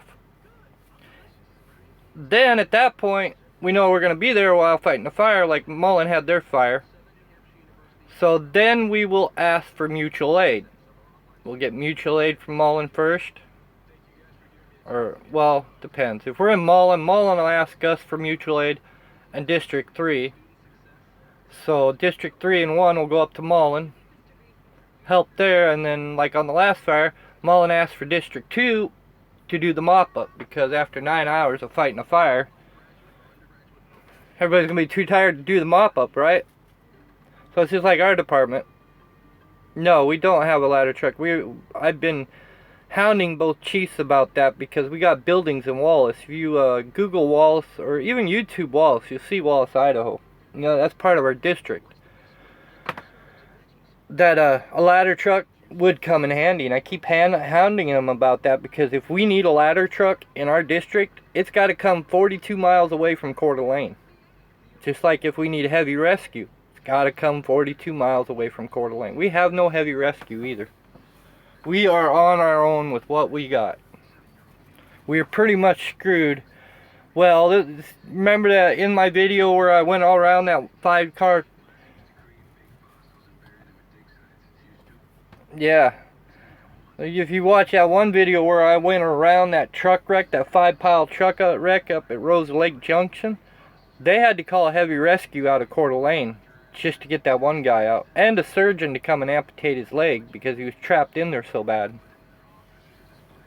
So that's how we do things. We don't have box alarms where we are kind of doing things a little... We're getting better about calling mutual aid and help. Yeah, well, you get a chance and you get time. Instead of driving by Wallace, go downtown and check it out. It's the center of the universe right there. They've got it right on the street out there. Right in the spot of the center of the universe is right there in Wallace. In summertime, then you can take a mine tour. They got a, looks like a trolley that takes you into a mine tour and all that. But that's how much we do. That's our box alarms right there. We send the engine out, and then usually if I'm home, either I'm grabbing the tender or the ambulance. Depends how many people are at the station. Most of the time I just grab the ambulance, and we get on scene, assess the scene, and then we do an all call, and then we do a mutual aid call. And the same goes for the big wrecks too. Or if we've got 2 ambulances in each district, and we've had 6 calls at once. And with only 4 ambulances in between the both districts, we've had to back up. We had to prioritize the emergency calls. So we just take, hey, somebody's got a broken leg and somebody's having a heart attack. What's going to take over priority? We don't get very many. I seem to always miss the big fires. I always miss the big fires while I'm gone. Every time I look around the Mullen fire, I miss that one. I miss the big ones. I always do. I always end up with the gas leak calls for the fire, or, the chicken coop fire. That video's on my channel. I ended up that one, but I haven't had to deal with a big fire in a long time on a fire department. I think the last time was in Clark Fork with the trailer fire, and that was the last big house fire was on. Yes, we have a VFW right in Osburn. Sagal, yeah? Yeah, we would call a helicopter for that, in a heartbeat. Sagal, I think, got their ambulance back.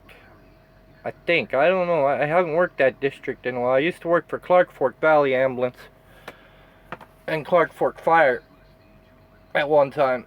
I did 7 years up there in Clark Fork for Clark Fork Valley Ambulance. But, yeah, something like that.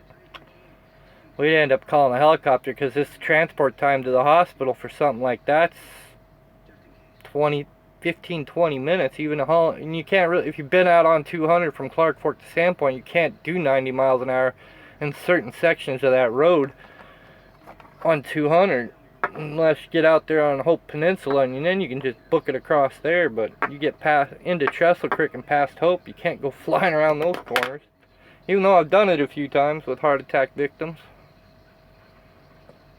But yeah, but like I said, we kind of do things different with our fire department. We got a fire chief. He's a year younger than me, and he's trying to do things, modernize things, trying to catch things up. It would be nice to have a ladder truck. Yeah, that's where my ex-wife still works to this day. She's been there since 2000. That's where my ex-wife works. Guess she's some big shot now there. I guess after 17 years of being at Walmart, or 18 years, then yeah. She's probably almost got 20 years in there. But that's where she works. Walmart, Pend Oreille, Idaho. I don't even know if we got an American Legion in our area. I know we got VFW, because that's right there in Osburn. I don't know. What a good question. But yeah, you can YouTube Wallace, Idaho.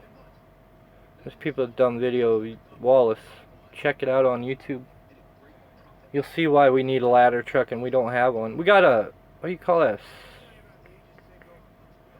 Kellogg has an old 78 snorkel or something like that. It's like got a boom on it and stuff, but they use it for squirting water in high places. Guys out walking, checking parking permits. Parking permits! No, I haven't been on any big fires, just chimney fires. I've missed pretty much the big ones. I've been just getting all the medical calls and stuff. And when they get a truck wreck in our area, they like me being there because I drive a truck and I know the points of where to cut and stuff. And yeah, I like Ponder. I'd like to move back to Clark Fork. Ponderay, I think you got that right. I can't remember. Nope.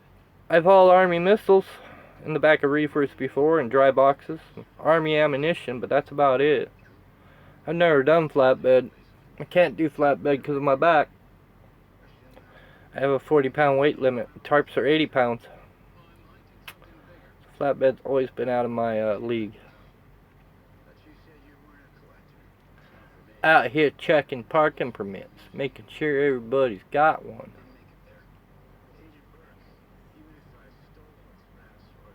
Let's make sure you got your parking permit. That guy right there ain't got one though. They'll tow your truck. Where's your parking permit, dude? I bet he's gonna wake him up too. Watch. He'll be like, "Where's your permit?" They must got it on the side windows. Tarps make you short.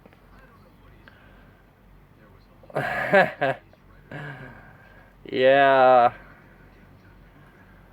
I can't do the tarps. I can probably do a curtain wagon, covered wagon, but I can't do a flatbed because of the tarping. Couldn't do it.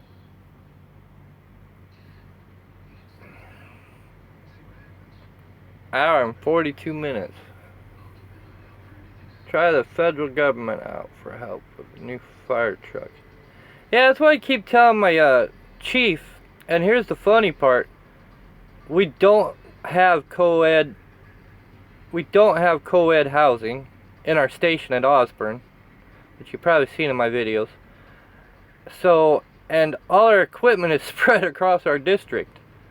We have plans, building plans, the ground and everything for a $2 million station. Brand new station, 4 bays, 2 deep, 12 living quarters. So they've kind of revived the old Wallace Fire Station, which is over 100 years old now. Still in service. Where we parked 2 engines there and the other ambulance. And we parked the brush truck in there in the wintertime. And then we got a tender, an engine, and an ambulance at the our main station we use in Osburn. But our stations are so outdated, it's not funny. And I keep telling them that, you know, and I said, well, you know, I told the fire chief, I said, you gotta write these grants right, you know. And if you don't write them right, then you're gonna end up paying the full cost for a new station. But if you do it right, then you can pretty much get federal grants that'll pay that $2 million for the station. Or whatever, you know, if you got $100,000 saved towards it, then you tell them, I got $100,000, and they'll pay the rest. But I don't think they're writing their grants right. And I told our old county sheriff that, well, I think your problem is you're probably not writing your grants right. If you do not write those grants too, you damn near got to be a lawyer to fill those grants out. He actually took my advice, and the county sheriff actually sent their lawyer to grant writing school, and it actually worked doing that. So if the county don't have a good lawyer that doesn't know what he's doing with the grants, you know what happens. We've got jobs alive. We actually got the new battery power pack ones, and I haven't got to try them out yet, but they're in the ambulance now. And then we got the hydraulic jaws of life in the fire truck. We got 2 sets of those, 1 in each fire truck.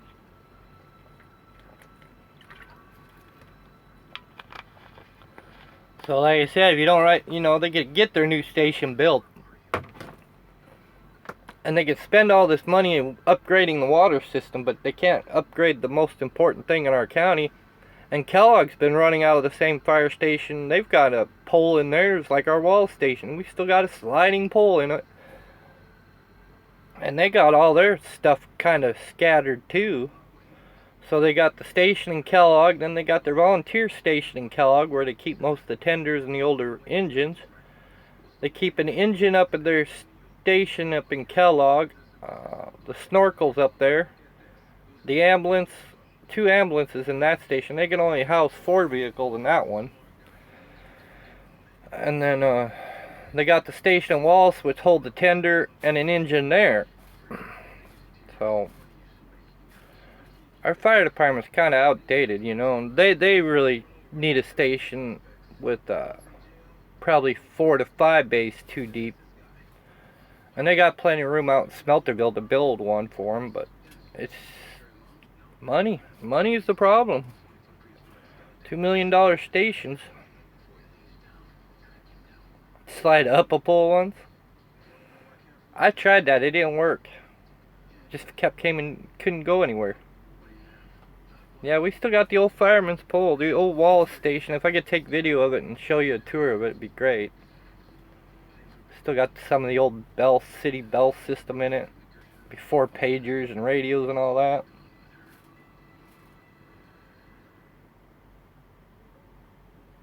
Gotta go hit the bed, huh? Yeah, I gotta be up around 3 a.m. too. 2:30 a.m., but it's only 5:19 here. Go to bed here in about 8 o'clock. 7, 8. Something like that. You gotta get your video upload ready too. Surprised my wife hadn't dropped in. Update virus protection. I already did that, you stupid thing. There, I took care of you. But yep, 2:30 p.m. Pacific time. Pop gun. Gotta go to Fred Meyer and Puyallup. Anybody been there? You know what that's like. I got 4 pallets to go there. But it's gonna take them 4 hours just to figure what to do with 4 pallets. I gotta be a Safeway until 8 o'clock, but Safeway's only 2 pallets, won't take long. Then go back to yard. Get this thing serviced and head out the road again. I ain't gonna get a reset in. What's so funny about Puyallup? Fred Meyer, man, you get in and out of there in no time, right? Not unless you got a full load. I'm usually out of there in 2 hours, even with the full load, sometimes 3. But I heard a rumor our company charges $500 an hour after 2 hours. If they don't want to pay that. And I don't see very much of it.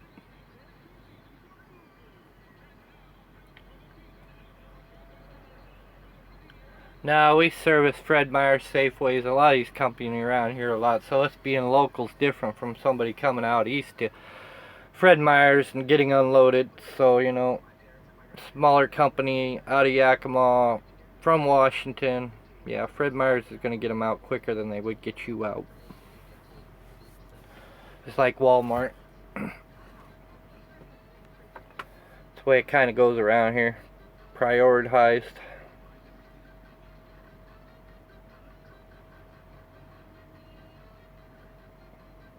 Well, who closed the doors when you got loaded? Or was it a preloaded trailer? That's why I kind of like a reefer, because if it was preloaded, I can open the trap door on the reefer and look to see if the load's up against the door. And if it's up against the door, then we got a problem. I ain't opening those doors.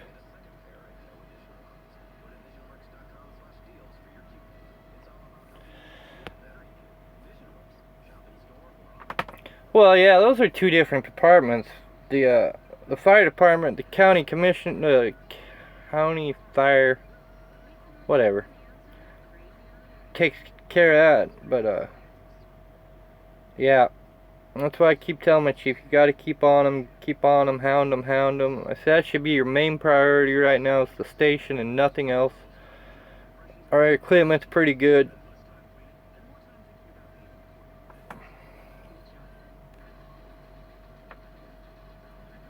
Huh. Yeah, well, sometimes if they double stack pallets, put too much weight on top of another pallet, you know what's going to happen. I hate when they do that too. See, that's why I don't like trailers with load locks. You know, it's like this trailer don't have it either. I'd rather have the straps and 2 rails back there and strap everything in than have the load locks, because straps don't go nowhere. And if, you know, and then you got that extra slack of a strap, if you do it right, make an X in between both straps. You know, you take one strap, tie it down on, or hook it onto the other one, tie it down to the other one below, and then you take the other strap across. Usually nothing comes down, but load locks suck. I damn near got it down to a science where I have to use my foot to lock it down tight. And since I've been doing that, I've never really had a problem with load locks coming off the walls. So usually I start at the bottom, I put the bottom one in, and then I work my way up. So I'll put a load lock in the bottom, I'll use my foot to literally lock that thing tight, and the same with the second one, and then the third one up, we carry 3 load locks, so I go 3 high. So the third one, I just use my hand to tighten it in there. And I haven't had any really problems with load shifting back like that nowadays. But a lot of times when I'm loading out of Washington, I'm back there watching how they're loading it though. So I'm making sure they're loading it tight. That's why I like produce, like the apples and stuff. I haven't put the pallets in there sideways now. I don't put the pallets in straight. Yeah, still get load shift in there too.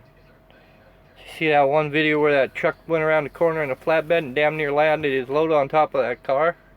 I'd have been crapping my pants. Yeah, I wanted to do flatbed, but I never could get the release on my back, so. Yeah, that was some good driving too.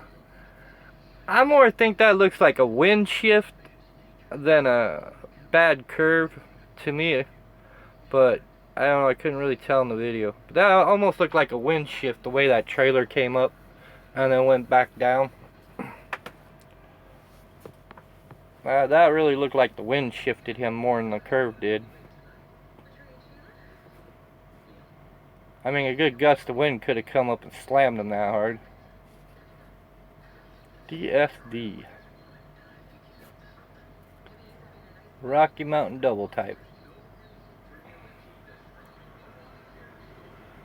Road transport. But yeah, like I said, the straps are better back there. I wish these trailers had the rails in there with the straps.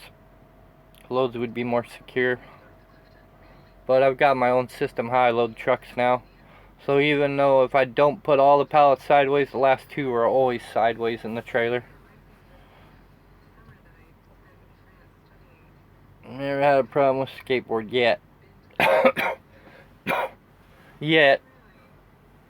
Until you take a corner too fast through a St. Regis to Hagen and have a load of lumber stacked 14 feet high and it tips over on you, right?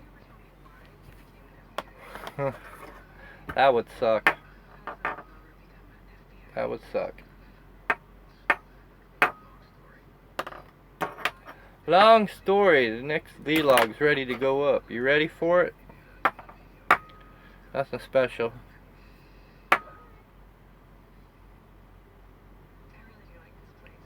Barrels on, yeah. Kegs on pallets. Oh lordy, I hate pulling kegs. What gets me now, you have to have an endorsement for kegs. Yes, you gotta have endorsement for kegs. You gotta have endorsement for 50-gallon barrels, and you gotta have tanker endorsement for 2,000-gallon totes. You get those 2,000-gallon totes back there, sloshing around. It's like a tanker without baffles. Every time you stop, that thing just sloshes. Womp, womp, womp. Yeah, I picked up a load not too long ago with 2,000 gallons totes of oils, and when they told me to bring it to the yard for the local to carry, I called them up and said, you know, you gotta have a tanker endorsement for this load, right? She goes, no, I didn't know that. The broker didn't tell me. And I said, yeah, you have a tanker endorsement. Luckily, I just kind of switched local drivers around on the load then. But yeah, you have to have a tanker endorsement if you're gonna carry kegs, 50-gallon drums, or 2,000-gallon totes? Catfish. Old and slow. Yeah, I've slowed down too. I'm no longer in a hurry in trucking like I used to be. Not even with the E-logs, I'm not in a hurry. I just take my time. There ain't no reason to be in a hurry. And there's a guy up here at Kent. They must have called and told him I was on my way up, or he must have called down to see where I was. And I get there and he goes, "Man, you got here from Clackamas quick." I said, "I took my time, did the speed limit. I was cruising maybe 3 miles an hour faster than posted speed limit, but I even stopped for fuel. So I don't know what you're talking about getting here quick. Maybe your drivers are a little bit slower than me. I don't know. I just took my time." Out of Mississippi. What are they, live catfishes? Live catfishes out of Missouri. Live catfish. I don't like catfish. It doesn't even sound good to me. GoPro. I need another one. GoPro. This is what I film your day with. Sits on dash just like this. Live catfish. Did you feed them? Did you pet them? Did you give them names?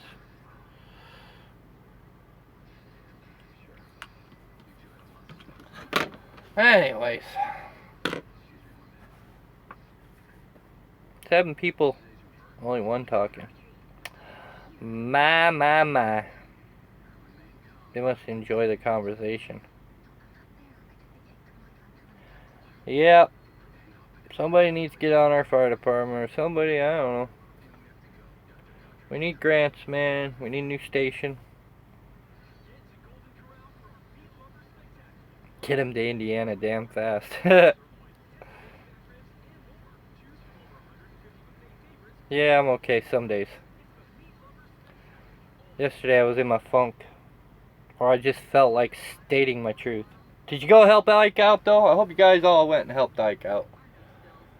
They sure don't want to help me, but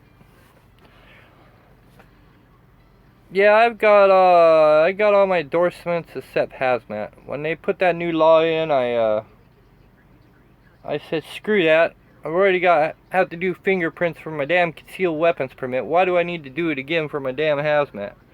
So I pretty much did away with. I don't haul hazmat. I haven't hauled hazmat.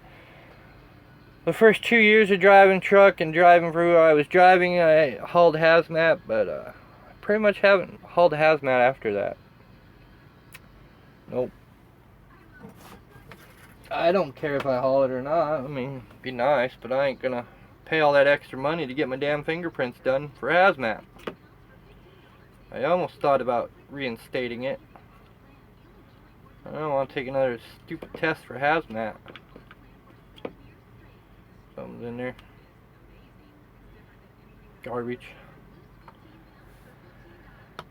Yeah, but I heard there's good money with some companies in hazmat. Turn around! Oh, I better not start singing. Everybody will leave. But oh, there's one of those Swift heavy hauls. Swift heavy hauls.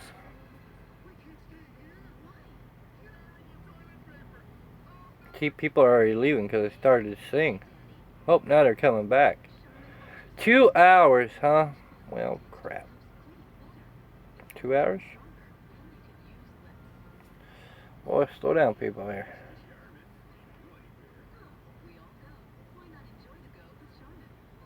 Well, it's because I don't have no money to go get a damn haircut. And I need a new razor, too. I can't use regular... I have to use electric razors because my skin's so sensitive that I can't use bladed razors or any of the cream. So either... What's a lush lizard? I've never heard of one of those before. What's a lush lizard? Yeah, I've only got my doubles, triples, air brakes, and tanker endorsement. I do need my tanker endorsement, because sometimes I do run across loads like that require it. Don't get caught without a tanker endorsement hauling 2,000 gallon totes. Lawnmowers work out once. Yeah, I need a haircut. I really do. When I'm home, I like to change my appearance up. I get all shaved up, and it's just I don't have my electric razor is getting old, and it takes me an hour just to shave when I get home, and need a new one. Need a new electric razor. That's what I need. So, a new electric razor would be shaved every day, or at least have my goatee. We don't haul hazmat. This company don't haul hazmat. This company does not haul hazmat loads. I don't even think they got the insurance for it. We're a non-hazmat hauling company. But you can haul oil, but hazmat. Figure that one out. Engine oil. A child need to be with his mother. Child need to be with a father too.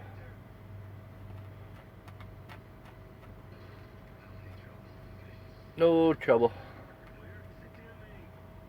Oh yeah. The bedtime yet?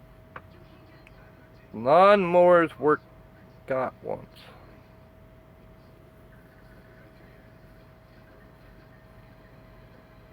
Yeah, I haul a lot of apples. Holy cow. I've hauled so many apples in my lifetime. Apples, peaches, pears, cherries. Cherry season's coming too. June. Cherry season is coming. None of us get a day off that month. All of us be working. Round and around we go. Where we stop, nobody knows.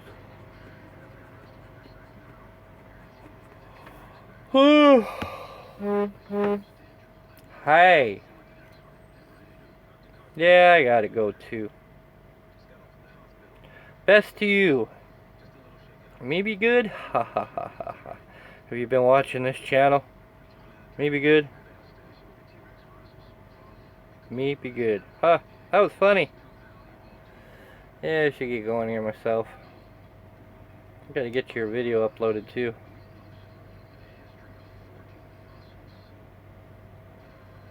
It's been great.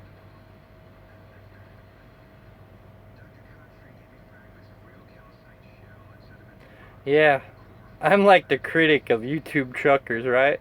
Make sure you go help Ike out! You're welcome. Go help Ike. He's in trouble, man.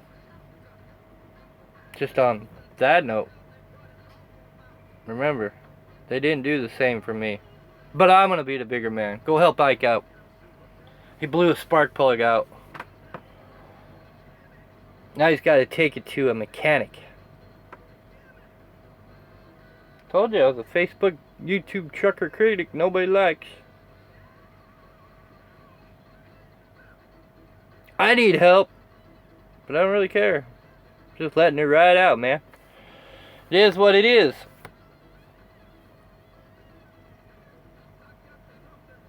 See, yeah, changes that music.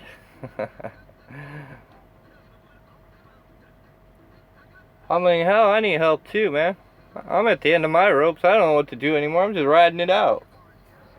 There ain't no food in the fridge at home. There's no food in the cabinets at home. There's no food in the freezer at home.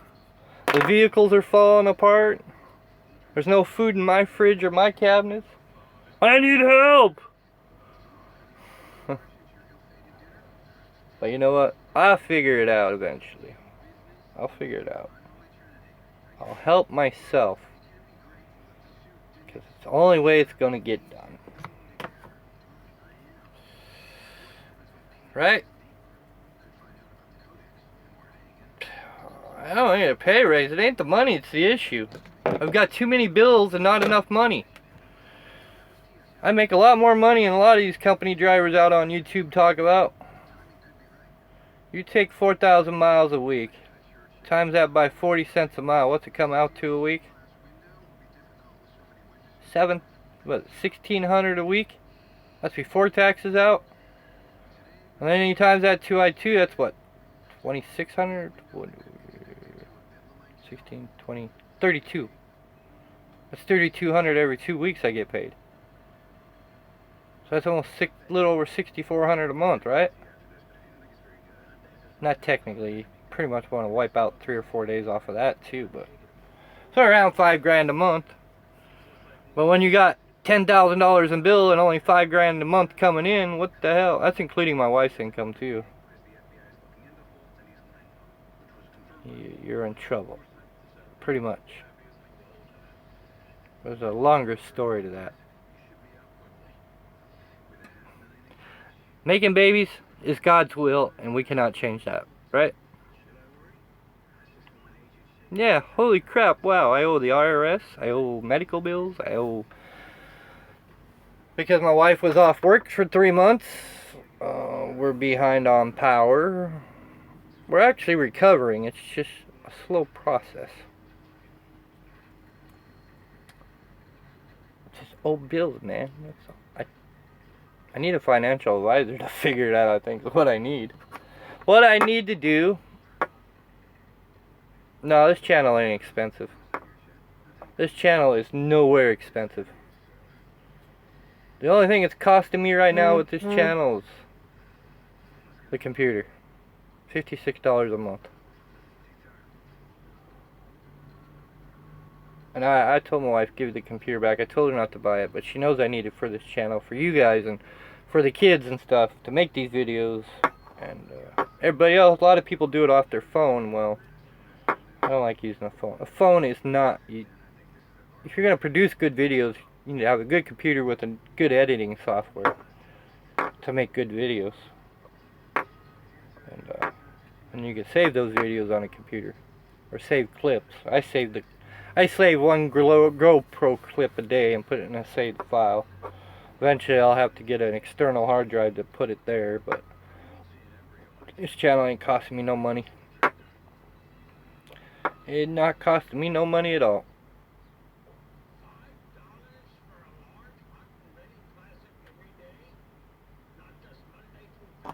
Yeah, well, the time you pay our rent is $500. One pickup payment's $650. The power company in our area's got it monopolized.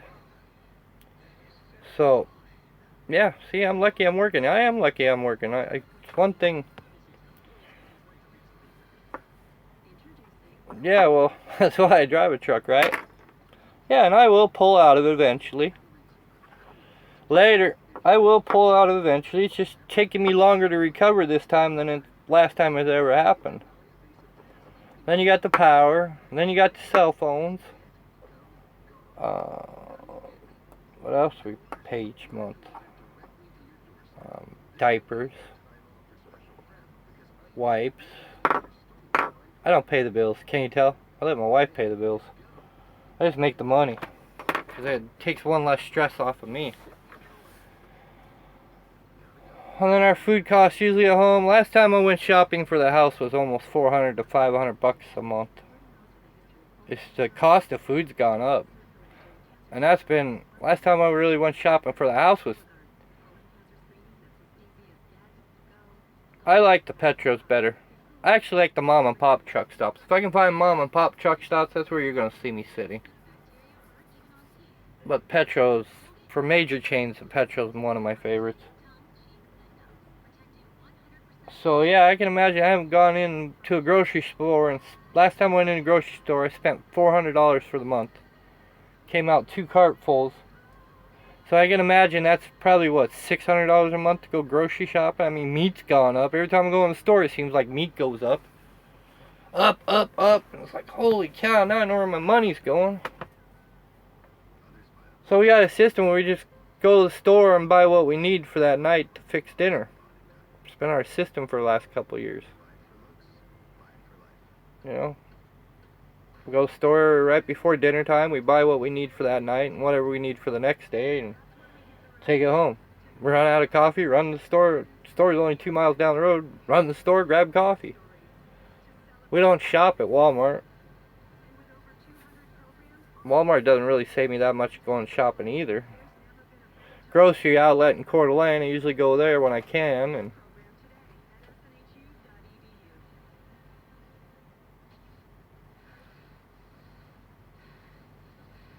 everything's just expensive now. Everything's gone up. It's like, geez, no wonder. At the time you fill our vehicle gas tanks, my vehicle, well, it's actually my wife's pickup. My wife's got 2 cars. I ain't got no car now. I ain't got no car. The time you fill those suckers up for, well, twice a month. Well, I only fill mine once a month. Because I can make a round trip from home to work back and forth. So the time you fill up, like my pickup's damn near $100 because it's got 32-gallon tank in it. My wife's got an 18-gallon tank, so that's what, $60 right there. And she's normally got to fill up once a week. Just driving 20 miles to, well, yeah, about what, 20 miles round trip each day to work. So yeah. Think of that. And then time you pay your auto insurance, your renter's insurance. You pay this, well, and then most of our costs, right, I can tell you where most of our cost is. My wife pays damn near $300 a month for health insurance. Out of her pocket, because her employer doesn't offer it. I think I only pay like $70 or $80 a month for mine, but because we check to see how much, I actually made the enrollment month for Belinsky, so I actually checked with my work to see if it'd be cheaper to put her on my insurance. She'd actually got a better deal on her insurance, so there's no way we can get her insurance through my employer cheaper. That's what really killed us right there. That whole Obamacare, what killed us right there. Because they say, well, you can't get a government insurance, so we're going to drop you. So you go to get government insurance, guess what happens? You make too much. Jesus grimy. So what happened? Ended up paying medical bills out of our own pocket. What happened when it got too much and too deep? We get garnished. Throws you more in a hole. Because then you get the other bills behind that are important to pay. So you get behind on that. So when they start garnishing you for medical bills, that's most of our problems right there is medical bills. Then that starts throwing you behind on everything else. Our rent, we've been behind. We're paying late charges through the winter because we've been late on it. So it's a recession, man. It sucks, but it is what it is. You know, ain't nothing I can do about it. I've tightened our belts down on everything and compressed and done what I can, and that's bad as we need a bigger house now, that ain't gonna happen because we pay $500 a month. Who's gonna move out of a 2.5 bedroom at $500 a month with 2-lot property? Not me. Deal with it. We're technically crowded at our house now, but until I win the lottery. And then you get months like this that the first of the month was kind of slow and I didn't get a reset on my hours, so I pretty much took what load I could get out of the yard that had a lot of wait time on it at the beginning of the month. So yeah. Yeah, they do have a way to keep us broke.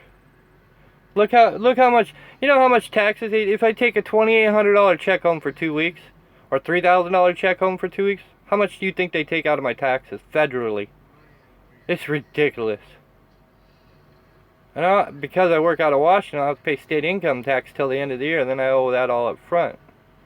They take damn near $400 or $500 out. There's a reason I limit myself. That's the whole problem right there. I have to limit myself to 12,000 miles a month, even though I can do 14,000, 15,000 miles a month. If I'm doing any more than $12,000 or 12,000 miles a month, the government's going to rake me on the taxes. So I'm limited there too. And then when you go to welfare and ask for assistance, you know, like food stamps so you can feed your damn family, so they ain't starving, guess what? Oh, you make $200 too much. Maybe you should work less. Are you freaking kidding me? Do you see what job I do? How can I work less? I'm required by my company to do 12,000 miles a month. Yeah, that's the problem. The whole government's got it. That's why all of us are going through hard times. All us truck drivers, and you know, like I said, when the e-logs come, they should just put us all to pay by hour at a high rate where it comes out $70,000 a year or $80,000, whatever. Things have gone up, drivers' wages haven't. It's crazy. I feeling the crunch. Little guy felt the crunch. It sucks to see people go through what we've been going through all winter, but you know. And then my wife had to take 3 months off. She was going to work right up to probably the last 2 weeks of her pregnancy, but the doctor took her off of work and put her on bed rest.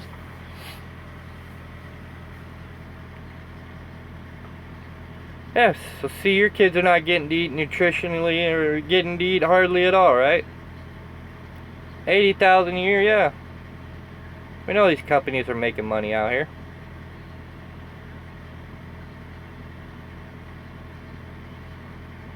So we're all screwed pretty much. That's the problem. And I get the question all the time, well, you're a truck driver, you should make all kinds of money, you should have no problem.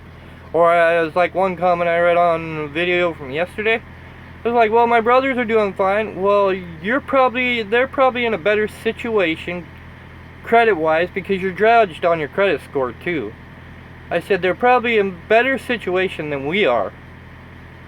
They might not have as many kids they're trying to take care of. They might not have insurance issues like we have in the past, which pretty much drug us down, or IRS issues like me and Ike have. You know, it's... You know, yeah, we make money, the money's there, but we don't have enough money to pay our bills. Because the time you pay all your bills and stuff, there's nothing left for food, gas, drinks, whatever, you know. I live off of $25 a day. Impossible to do. All I got to eat today was this is a little chicken fried rice right here and half-pound potato wedges. That's it. That's all I got to eat today. That's all I get to eat for the day. And that's all I got left to drink for the day too. So, yes. That's why drivers are suffering so bad. Like I said, my best friend's even going through the same thing. She's got a house payment to take care of. Hey, well, technically yes. It all depends if it's greener on the other side. If you work for a mega carrier and come to somebody who works where I work, yes, it's greener on the other side because you're getting treated better, less stress, and you ain't being micromanaged. And you're getting fully equipment. I mean, shit, who in a mega carrier has a dash like this one, you know? Look at that, 13 speed and has that fully loaded dash right there. No mega carrier is going to give you a truck as nice as this company does. And you know, mega carriers are like, oh, we pay you 50 cents a mile, yeah. We're going to give you 2,000 miles a week though. But if you do the math, and my 3,500 to 4,000 miles a week at 40 cents a mile, who's making more money? Who is making the more money? Because the guy getting 50 plus cents a mile is only getting 2,000 a week. And he's driving a 61 mile an hour truck. You ain't got a truck doing over 65, you ain't making no money. I don't care who you say. Well, unless your truck doesn't get good fuel mileage, but this one gets 7.5, so I'm able to keep it at 65 miles an hour all the time, or 66, 67, whatever it does. but I actually make more money than somebody who's getting paid 50 cents a mile to go 2,000 miles. Well, I do work for a great company. It's not my company's my financial problem. It's my fault. I made some bad choices, and I'll admit it, you know. I made some bad choices in this career pretty much that screwed me. You know. Yeah, I wish it would have worked out at Sweet Rides, because I'd have been out of the hole by now. If I was still at Sweet Ride Logistic, I'd be leaving high and tidy and having no issues. But working for friends don't work that way.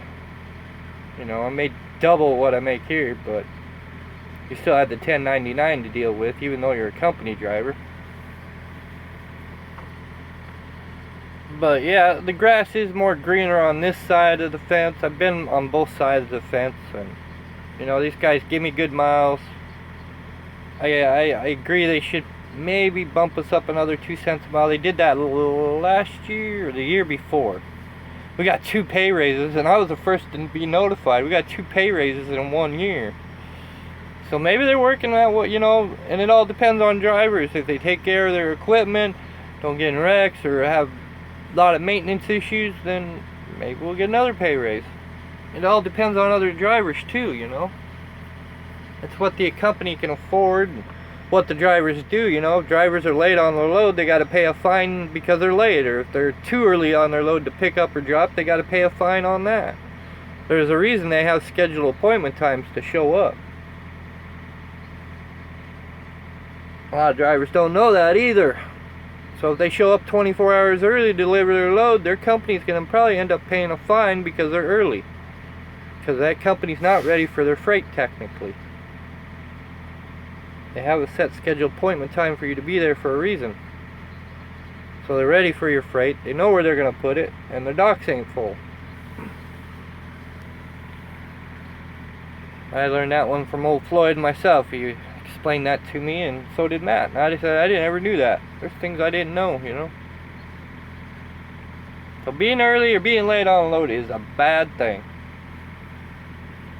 So when drivers do that, you know, yeah. So if you own your own company and driving your own truck and decide, hey, let's see if we get this load off early, but they don't tell you that part, that they're gonna fine the broker or whoever up to $500 for being early or whatever. I didn't know that either, but because I showed up like in Darien, Wisconsin, 30 hours early and got early loaded. Well, I got a lecture when I got back, and I told them I honestly didn't know that. So that's why you see me usually within a half an hour of my appointment time showing up now. Unless it's Walmart, then I'm at the 1 hour mark. But yeah, you can get fined for being too early, too late.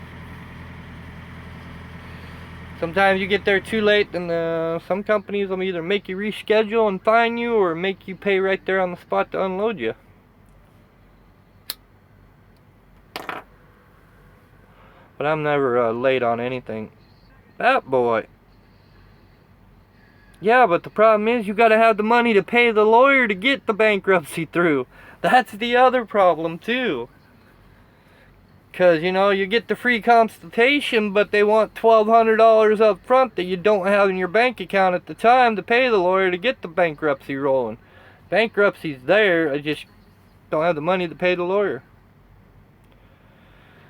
Yeah, a lot of pressure. In between home issues and being on the road and dealing with other people's crap driving around you, a lot of stress.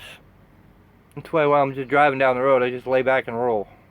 You know, keep my distance and everything else, and I just let the world go by.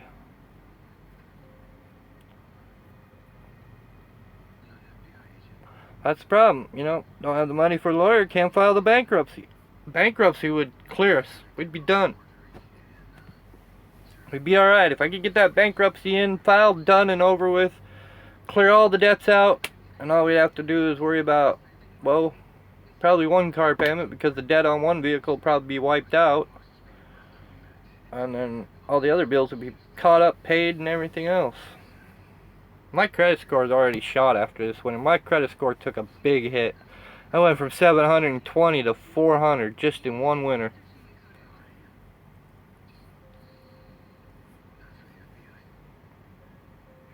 A lot of it's stress back home, especially when you have your family suffering. And I can see why Ike did the video he did. I know that feeling, because it's not him that's, you know, it's not the pride. It's more looking out for your family at home than anything else.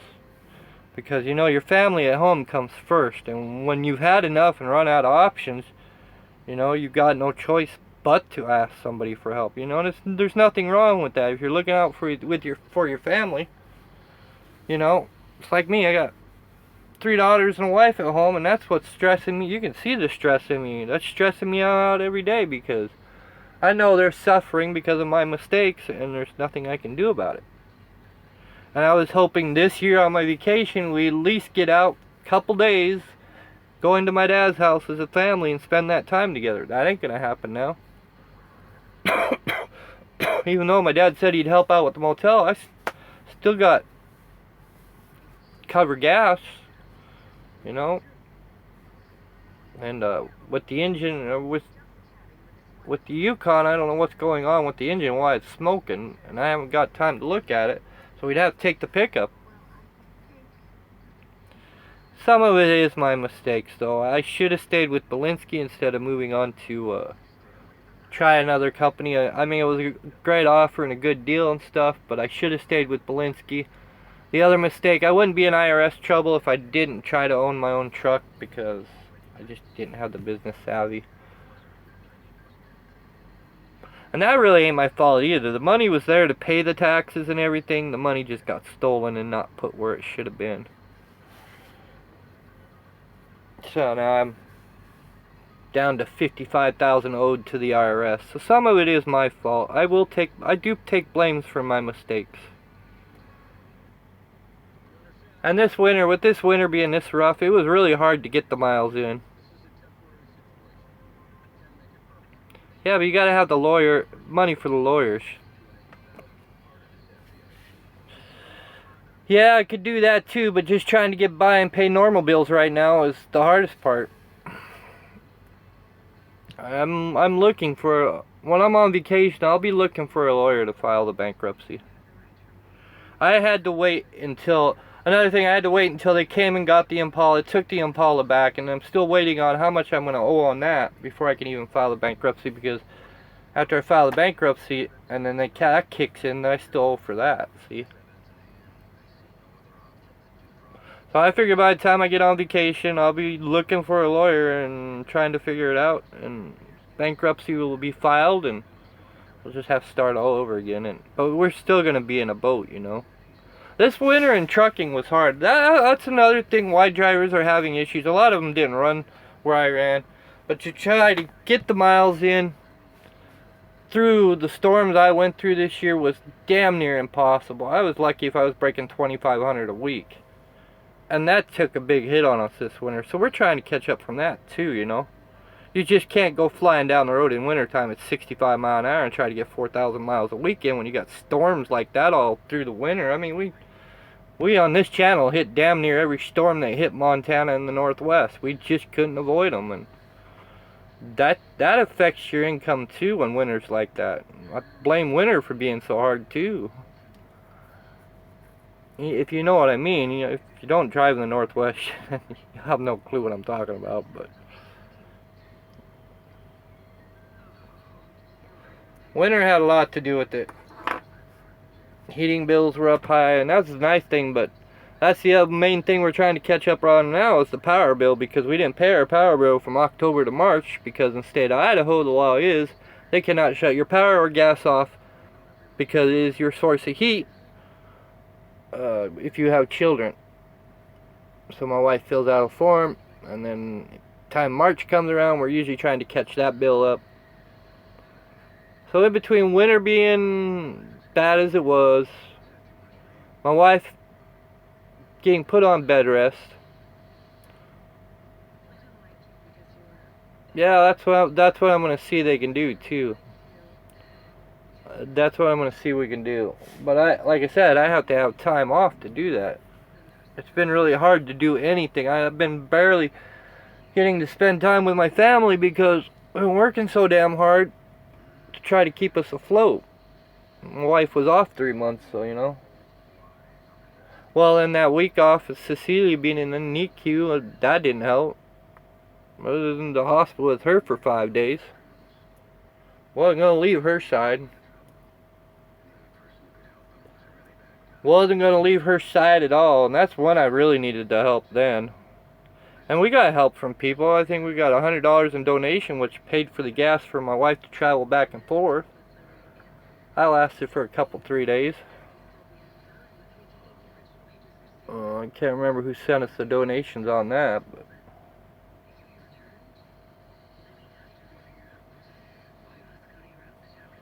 winter just sucked. It took a toll on all of us this year. Not me, not only me, but other drivers, you know. People make choices and bad decisions, and we're all humans, we make mistakes. You know. Yeah, that's what I'm gonna do. I'm gonna try to find a lawyer that can help us and get, once we get that bankruptcy, but that's still what, a 4 or 5 month process we still have to go through, and once we get that all cleared out, then I can worry about the IRS debt, and then I gotta find somebody to deal with that too. I gotta try to either get that cut in half or something, but we'll get there eventually. Yeah, we don't have a heart attack from the stress. I'm trying to hang in there.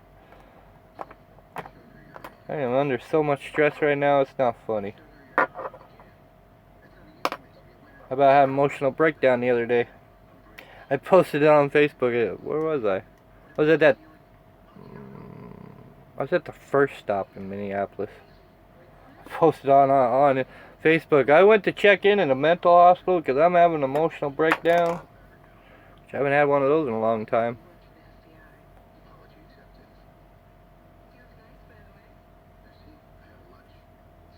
Yeah, but I haven't taken I was hoping to take my family on a good vacation this year, even if it was for a couple days. That foiled that plan. My next check's gonna be good though. I got damn near 8,000 miles on it. And I think the cutoff's 3 o'clock tomorrow.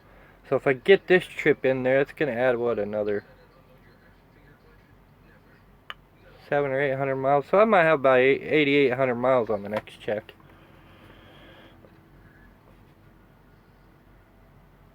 No, the surgery for her tubes to get tied, the insurance got that all covered.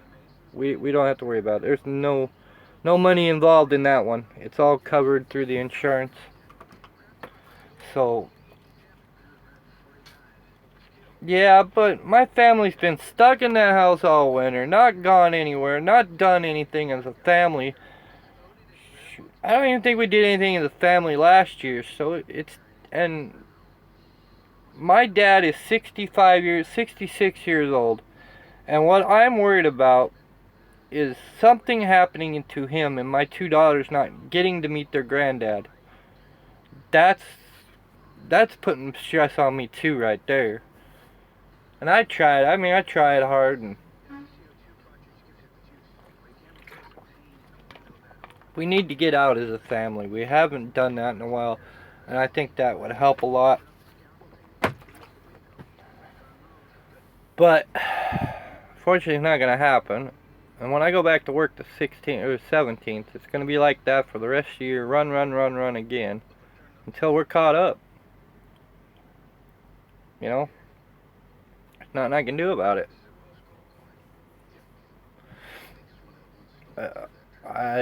I'm clueless. Our credit card, we only got one credit card, and we use that because of emergencies and stuff, and that's already maxed out. I always keep one credit card, and that's maxed out too, so.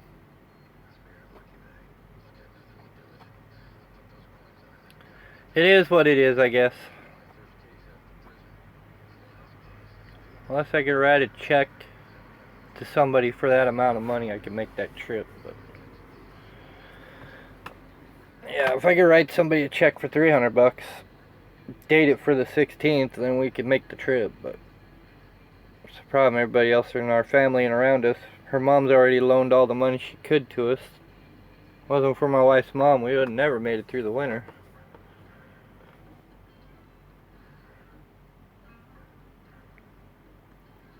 So, only thing I can do is go do a payday loan, I guess, too. I don't know. I guess we can go do that. That bus ride would be more than me driving over there. With 5 of us, it costs more. I don't even think I'm gonna burn a couple $100 in fuel going over there. I haven't even figured it out. Time I get home, I'll burn to half a tank. So that'll be another $50 to fill the tank. Time I get to Butte, so I only burn $100 in fuel, so I only need another 100 to go over. So actually a couple $100. It'd be $200 to go over there. I told my wife to save. Somebody donated us money and went to our bank account and told my wife to put it in savings and save it. And then I still got $15 on PayPal I haven't used. And if the channel money comes in, which I don't know what it's going to be, it was up to $55, now it's down to $37. So if it comes in by then,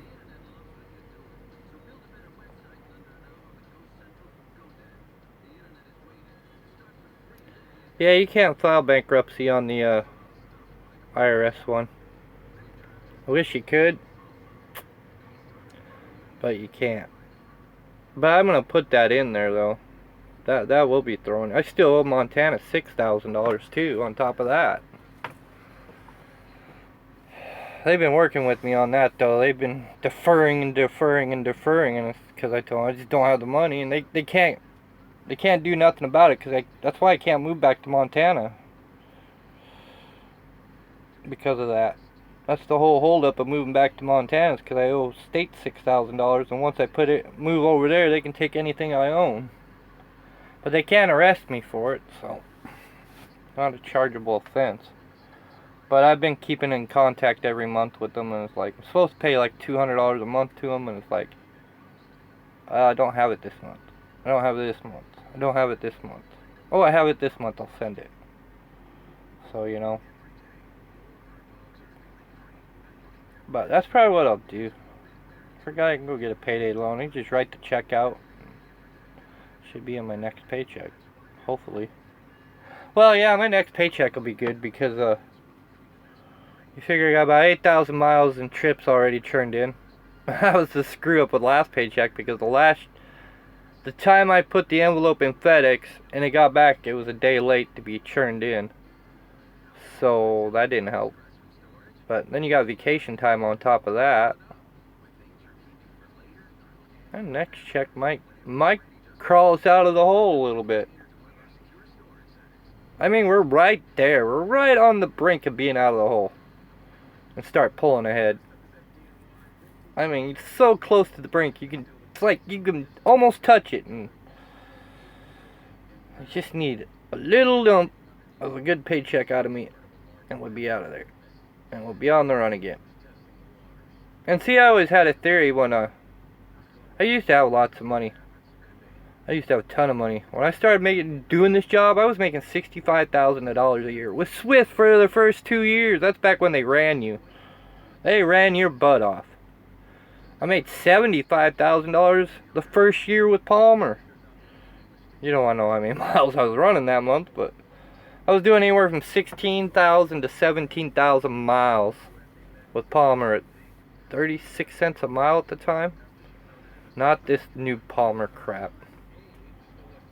But yeah, I was making, my first year with Palmer, I made 75 grand. I didn't have no bills though. I had like a cell phone bill and car insurance. I didn't have no rent, no nothing. I am no money going nowhere. So being the tightwad I was back then when I worked for Palmer, those 2 years until they filed their bankruptcy, I had like almost $250,000 in the bank. 250 grand in the bank just looking at it. I could have went and bought a house. I could have invested it. Yeah, so the first 6 years of trucking, I pretty much had saved all that money, and 250 grand and plus in the bank. So my way of doing it, when my system of doing things is,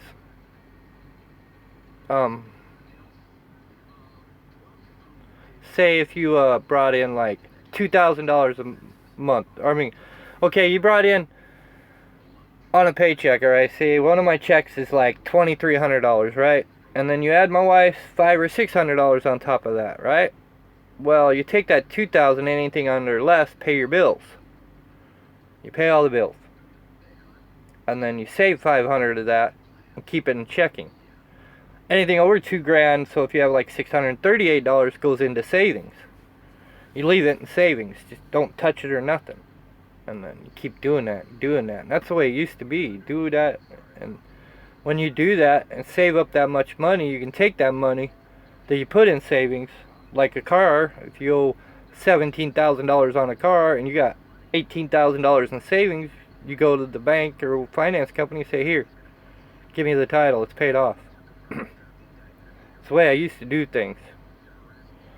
So if I had a major bill like the IRS one, I never got to trying that system, but if I had that system in place and I had $56,000 sitting in the bank, I'd give the IRS my bank card number or write them a check for $55,000 and say, here, your money's paid off.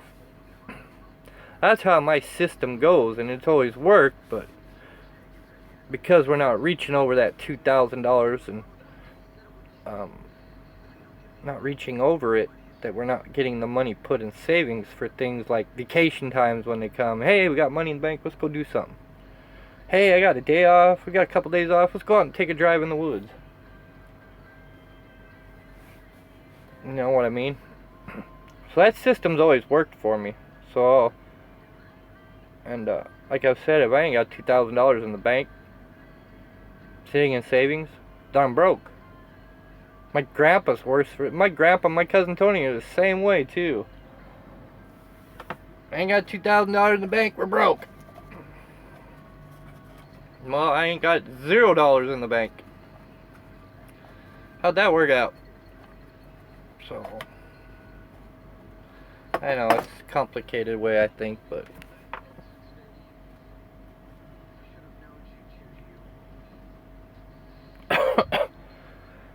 so we're like I said, we're right there. We're right there, right in touch. So, but I think that's the idea I'm going to come up with. So when I get home, I'll just go to the check to cash place and write a check for $300 and post it for the next check. And we're going to take our vacation. I always think of a way. See, I just had to think about it. Took me a little longer. So we'll both post-date a check, get the money, and we'll go to Butte. Hope to God I don't need tires. My pickup needs tires on the back. I will show you that in a video later. You're like, how the hell you drive that thing in the wintertime? It was not easy. Even with the 4 sandbags in there. Yeah, that's what I'll do, because I know my next check's going to be big. I can find out what my next check's going to be before I go on vacation too. They'll tell me. Let's go in the office tomorrow when I get there and say, tell me how much my next check's going to be when you can, and I'll figure it out from there. We'll go on vacation one way or another. So, I have to drive all the way to Coeur d'Alene to do that. I don't care. As long as they don't check our credit score. So, that is my plan. 3 hours. I think that's what I'm going to do. I figured it out. See? Thanks for helping me figure out how to take a vacation. One way or another. Figure out how much my next check is, what bills we got to pay next week. Because we had to skip our pickup payment this week. I have to call them and tell them they're going to have to wait till the 15th. Or the 14th to get it. And I end up paying both car payments at the same time. This is alright. Yeah, I wanted to take my family to Colorado this year. Well, last year I wanted to take them to Las Vegas. We had free room and board down there. I have a friend down there, and we were going to stay with him and go out on Vegas, and that didn't happen last year. This year we're supposed to go to Colorado about July and go to Durango and tour Colorado, and I changed my mind. We were going to go to Mount Rushmore, and that didn't happen either. So I was going to see if I can borrow Father-in-law's camper trailer and get the truck hooked up to it and go, but that plan fell through too. So next year we'll take a real vacation. Don't know where. Where the roads take us, I guess.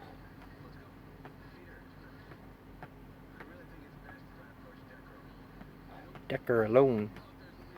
You had enough of me yet? There's 10 of us here. Nobody's talking. You're just seeing me sitting here brainstorming. That's what I do. Figure things out. It's almost bedtime, isn't it? Almost bedtime, suckers. Bang! You're dead. Did I scare you? Yes, everything will be alright. God's will. Just taking longer than normal. When was the last time I had a recession like this? Yeah, I know, right? 3 hours! Hey, I can stay on here all day. Now you're thinking always anyway mobile. Yeah. We're gonna be alright. With or without help, we're gonna pull it off. I always do. Like my mom says, you always come out ahead. Come out stronger than ever.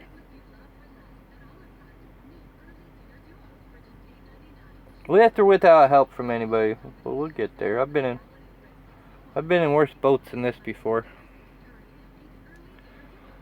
Well, I haven't been in a worse boat as this. This is the worst of it, but I guess God puts you through trials of life to make you stronger, right? We all got our trials. Hi, Terry. What about time you drop in here? What, almost 3 hours later, and Terry finally decides to drop in and say hi. What's up with that, Terry? You smoking your coffee again? Terry's helped us out too.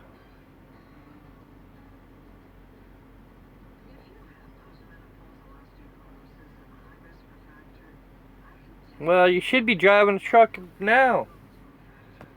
Yeah, I know what you mean. Don't worry about your spell check. I don't criticize people for spelling here or grammar.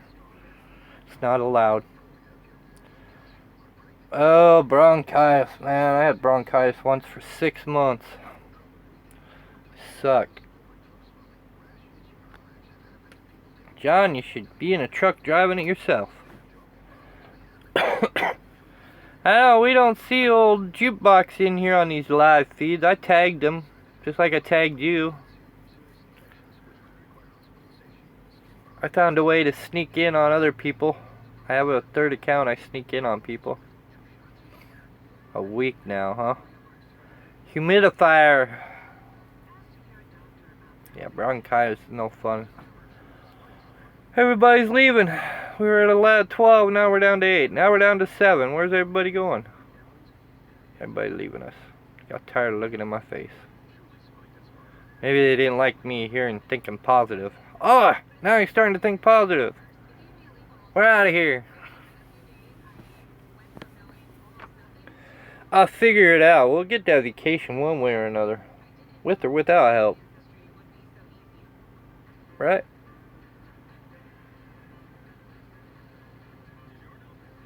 Oh, I don't. You probably did, man. I don't want to catch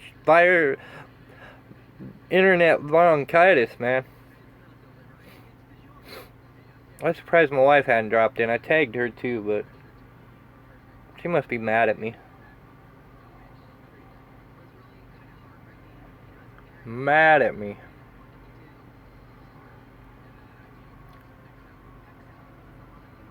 Mom.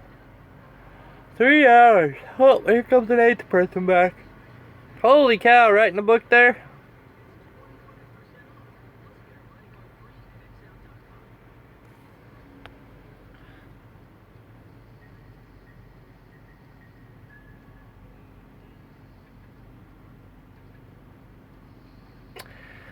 Yeah, well, you may have young kids, but if you're not doing good, and this being a recession and hard times, sometimes trucking's probably the best thing for your family, because it's the only thing that's going to pay the bills. I am in Sumner, Washington, Terry. I've been out to California, you missed that. Now I'm here. Here, tired, ready to go to bed, I think. I've been yakking for 3 hours.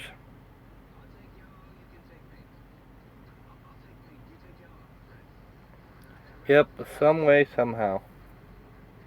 I'll figure it out.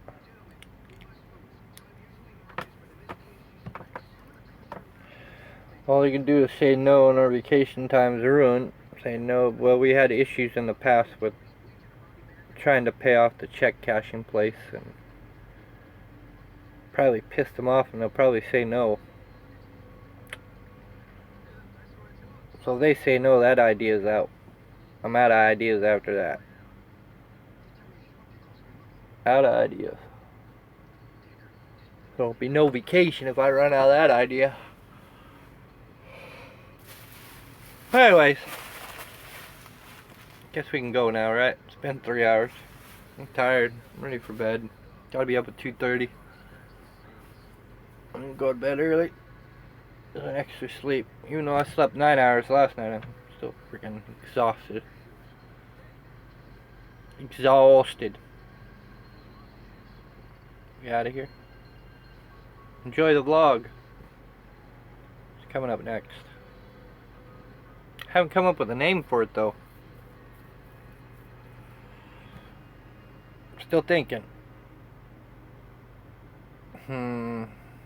Need a name for the next vlog.